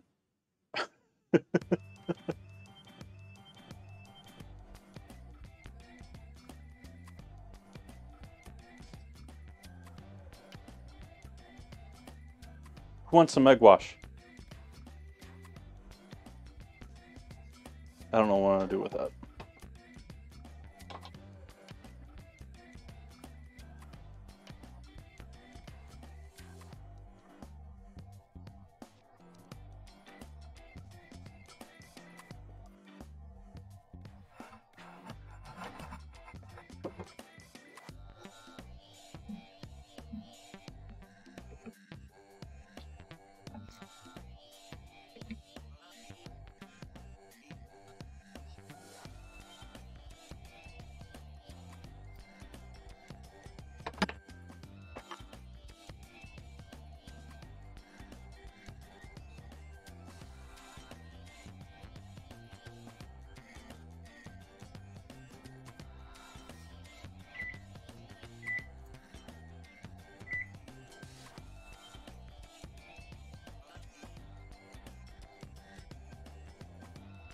That's actually a risk I mean, I still have all the mead bottles and stuff like that. I haven't gone through all that mead that I've made on stream. I've done 2 gallons, 3 gallons of mead on stream? At least 2.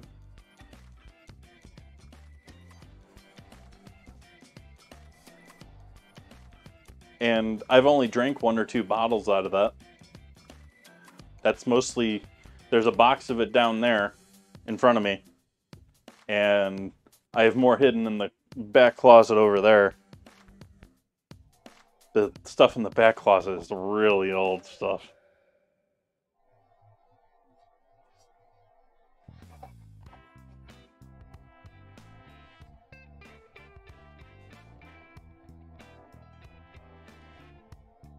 To be honest, Fluffy, it's one of those things that's, it's famous because it costs so much. I'm not a fan of a lot of champagne. I do like bubbly. I do like sparkling wines. But for the price, I don't want to pay for a I'd much rather go for a domestic sparkling like Iron Horse or something like that if I'm spending money on a bottle. Or if I'm going cheaper for Prosecco, or there's a couple of them I'm forgetting the names of right now that are on the cheaper end as far as, because they aren't champagne.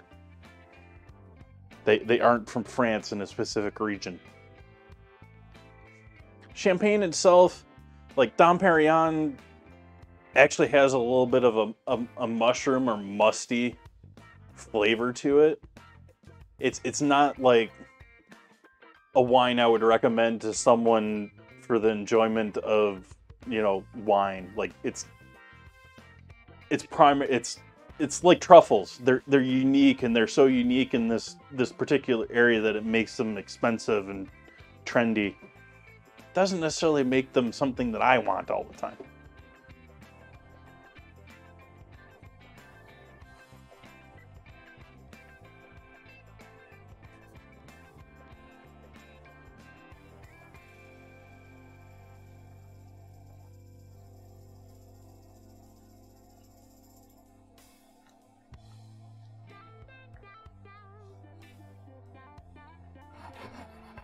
What's chat think? We have anyone greatly disagreeing with me? We have any champagne fanatics out there that are like, how dare you?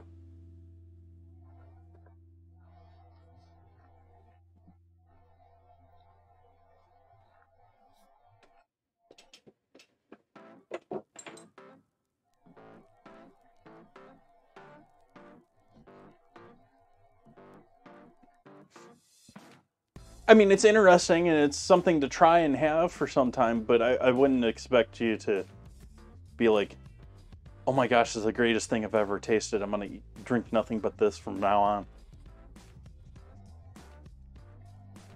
It's like and you look at the culture that does.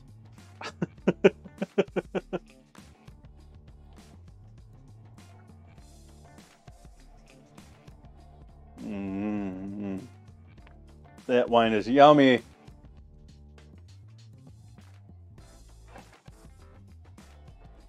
It's getting a little sharp here now, but yummy.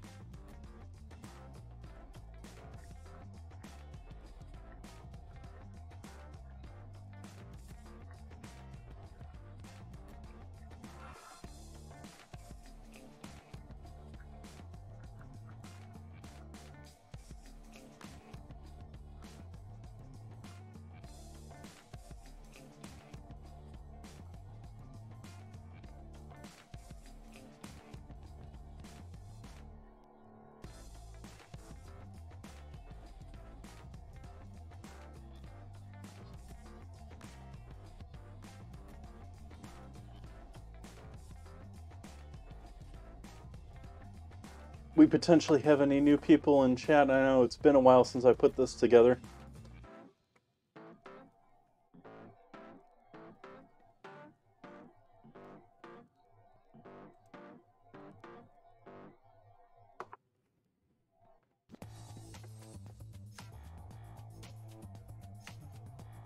We have any people that have joined in since I made my tier list from the evening? We have any people that have strong opinions about their ice cream flavors? Is that a bottle of Ancient Vines? Yes, this is an Ancient Vines Zinfandel from Klein. However,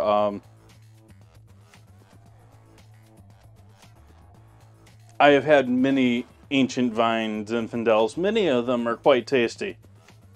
This one's almost ridiculous. Like, this, a nice bottle of wine. I'm very happy with this wine.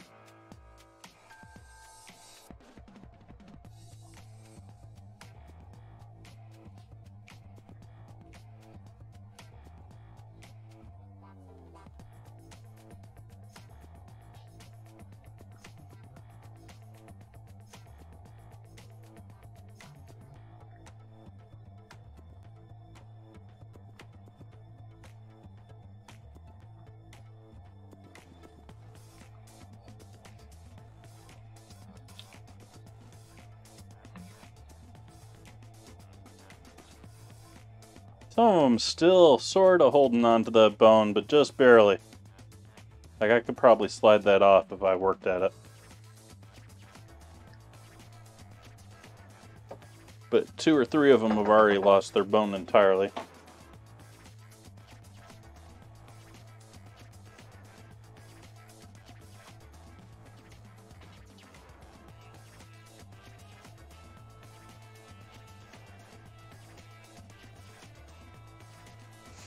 Yep, it's got that classic Zinfandel nose to it. It's got that leathery, dark, funky deliciousness going on. Like I was saying when I first poured it, I wish I could just sit here and smell this. But on the palate, it's just jammy berry deliciousness. Like, it's such a departure from the smell of it.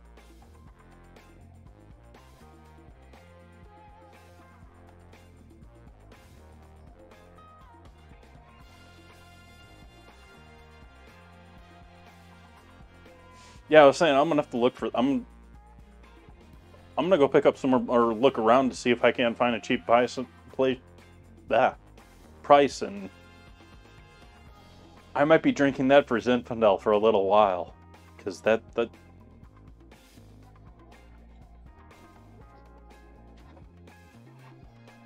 I've had a couple of other cheapo Zinfandels also absolutely wow me, but none of them to this level.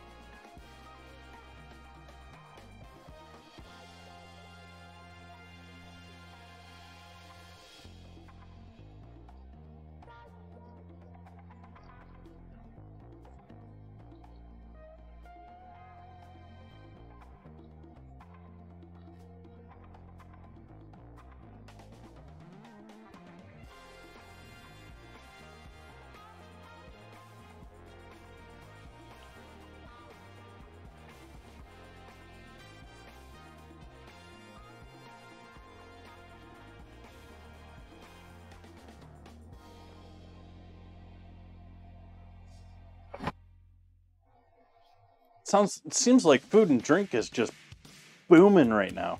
Like, I see like 5 or 6 different people that I haven't seen streaming in food and drink for months that are back.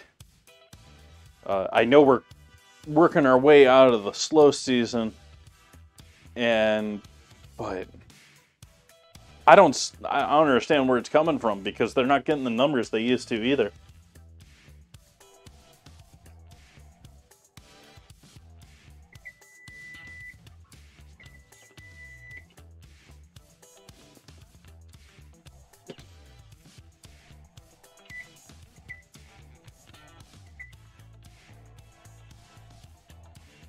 It's our first timer, just taking a look and seeing how they're doing.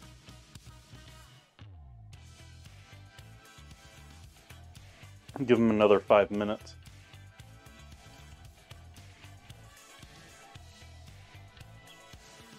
Been around from anything exciting I should know about? As far as what?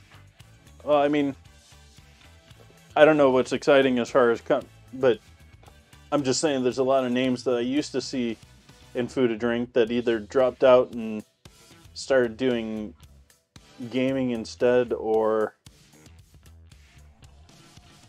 just stopped streaming and seem to have come back in.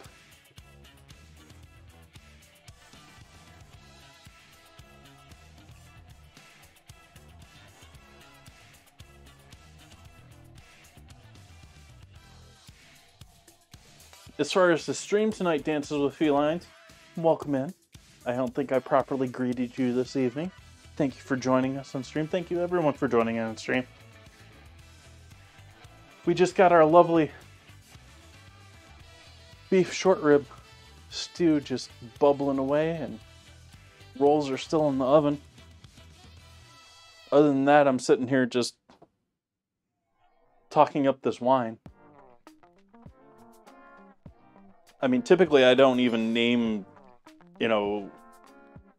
producers. I tape things off, and wine, it's sort of like, I don't know, I just tell everyone what I'm drinking.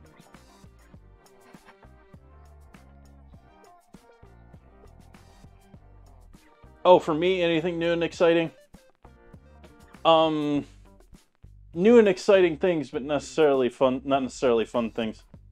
Like I said, I'm sort of recovering from getting this flu shot a couple of days ago, and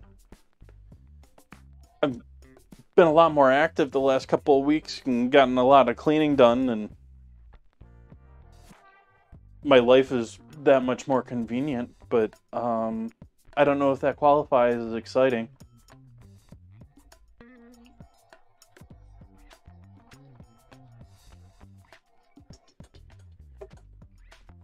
How about yourself?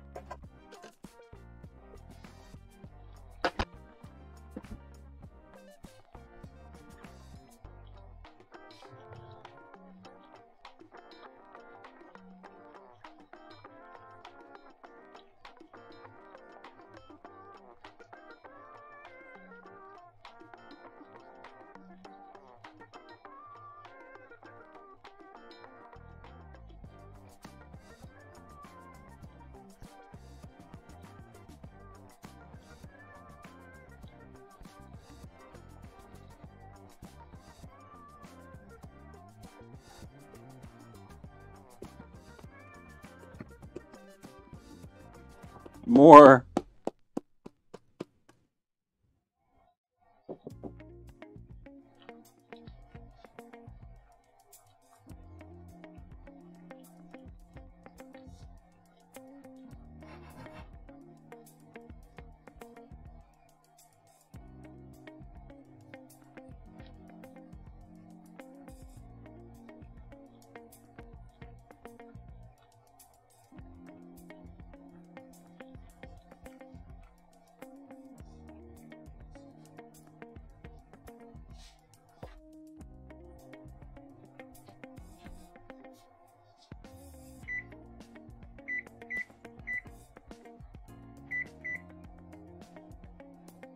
Add another 3.5 minutes or so to those rolls. They're getting close.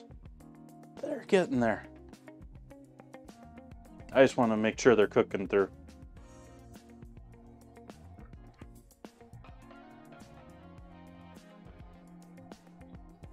Yeah, I wish I could say I lived a more exciting life, but it's not really all that exciting. It takes too much time to do a lot of things.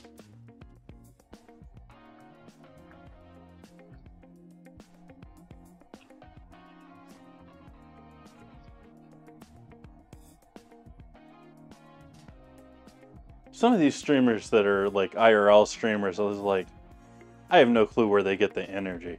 Just like, they're just constant, you know, like 16 plus hours a day. Whatever they're doing, they're filming and telling everyone about it. And they're excited about it. Just constantly.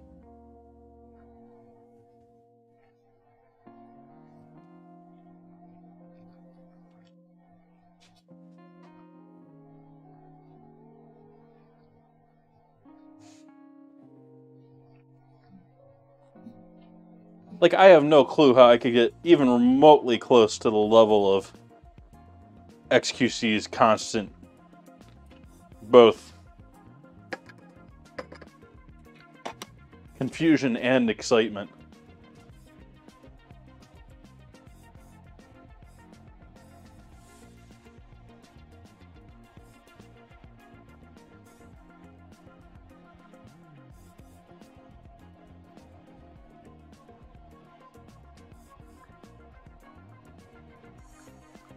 We have doggy pics.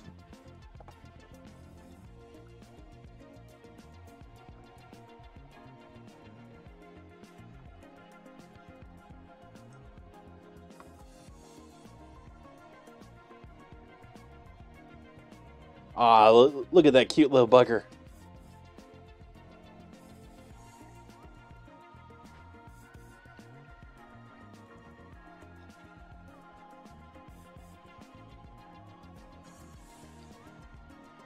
Thank you for doing that.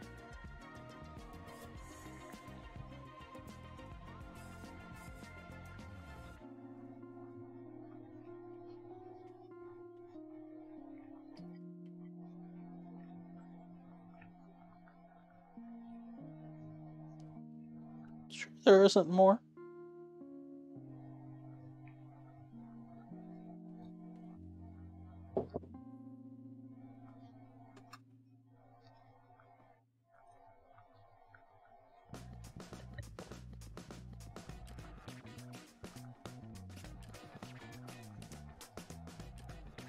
That sauce is looking amazing right now. Like, thickness, the gloss, like, I want to stop right now. I don't know if the meat's quite there. Should be there time-wise. But the rest of that is just looking gorgeous right now.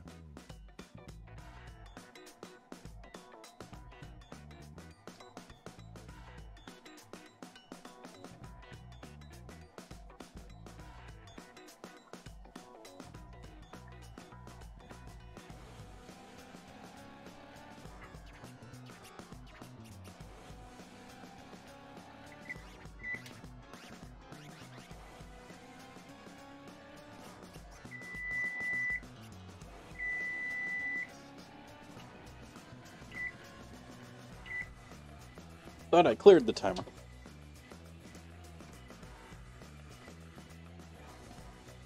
That be our buns. Our buns be done.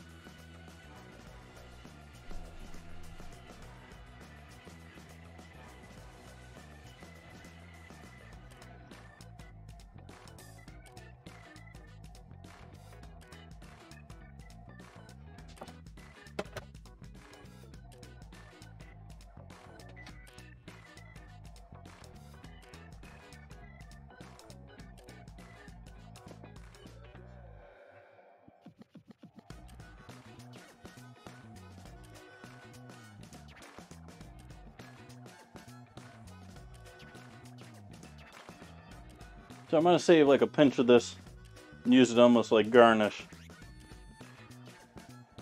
the rest of that getting tossed in with the stew. But we're going to give our buns a moment to cool down and rest before I plate everything up.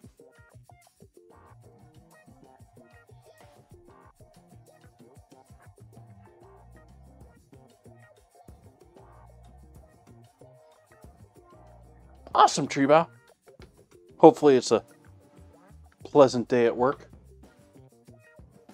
Hopefully it's busy so it goes by quickly.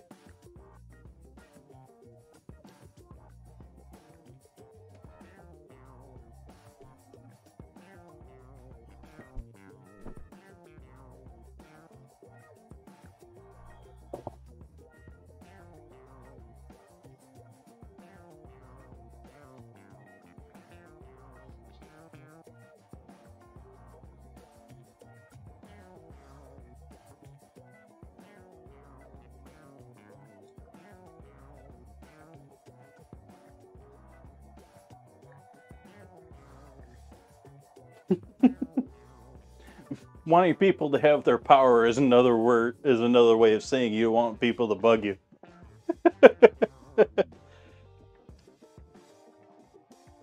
Oh, okay. So maybe I'm wrong with that statement.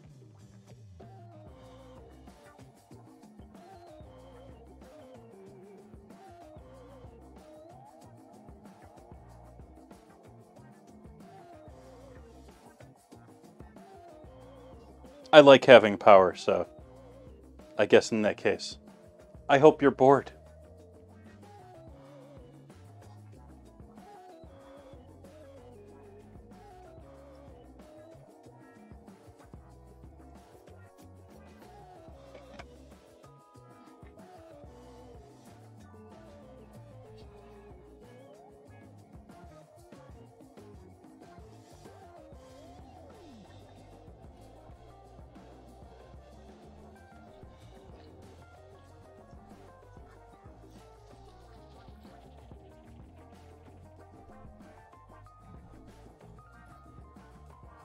But as I was saying before, these things were quite,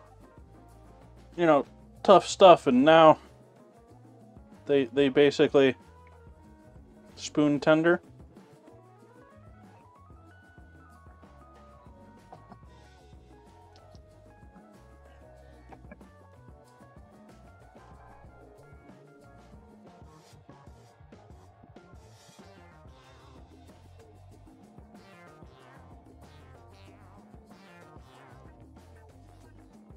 I was absolutely amazed. Like, after the Sonoma wildfires, there was obviously a ton of electrical work that they had to do to restore power for all sorts of people. I was just astonished at the number of contractors that I saw at several locations in this county during that. Like, ridiculous numbers of contractors.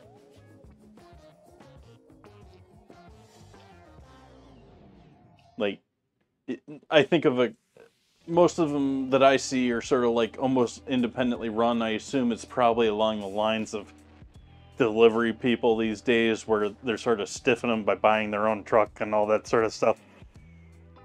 But I mean, there were fields, just fields upon fields of truck and trailer, truck and trailer, truck and trailer, truck and trailer. Of, people that were from all over the place.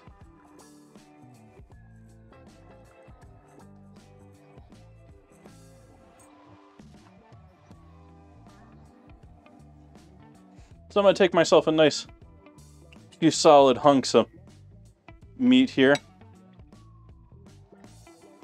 And then we'll scoop up some of the rest.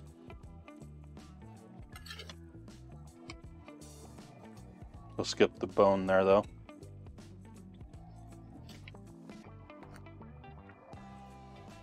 We'll skip that bone, too.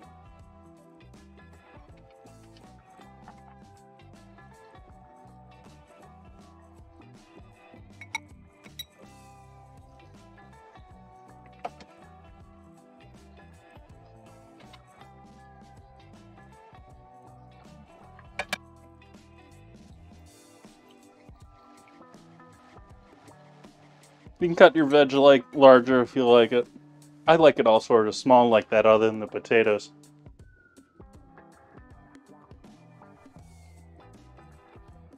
The amount of cook time, it's all gonna be soft and delicious.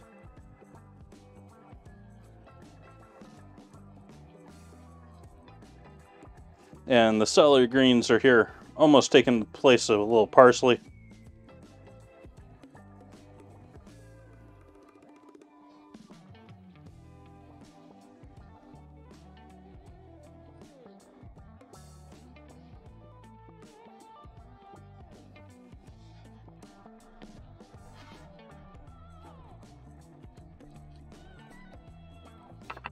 That was not pleasant.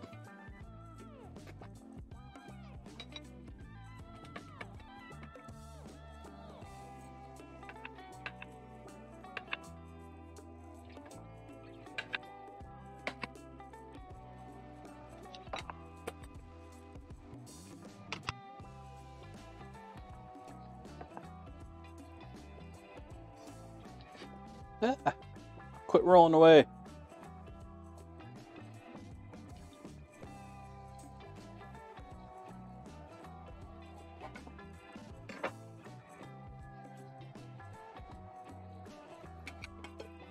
Stick in the pan a little bit. Probably should have hit the pan with a little oil or butter. Oops, you didn't see me doing that. There was a little trouble getting that out of the... It stuck a little bit. It stuck a little bit. Should have oiled that a little bit.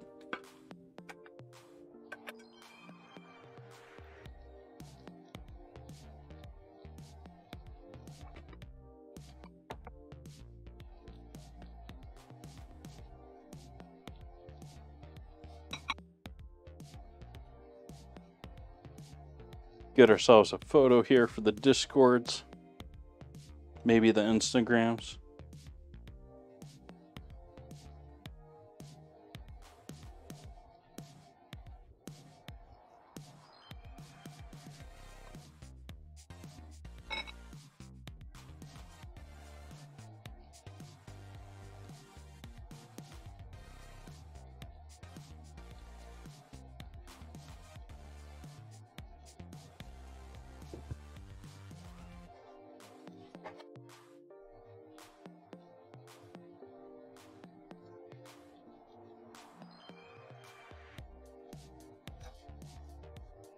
Heat off on the stove.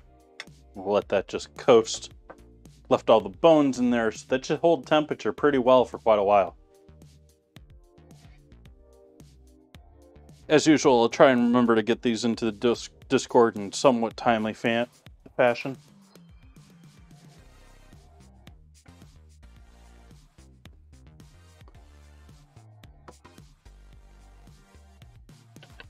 Actually, I want to get one or two more.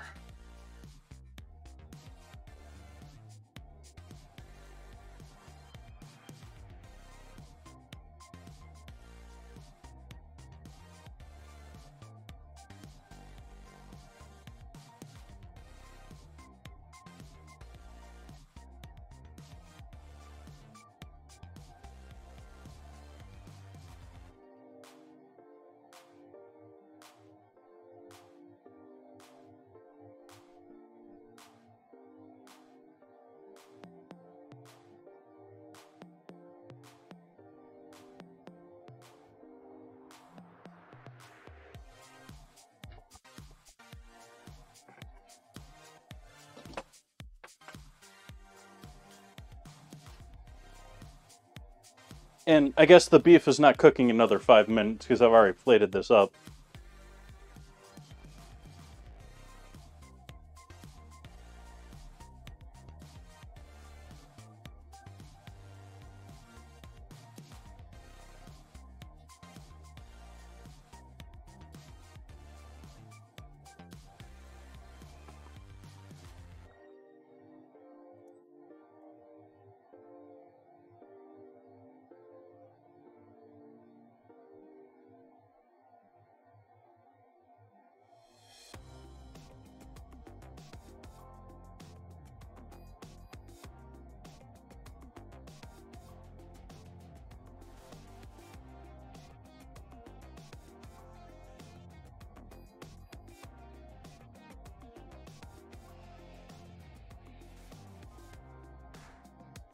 Alright, I think that's going to be it for tonight.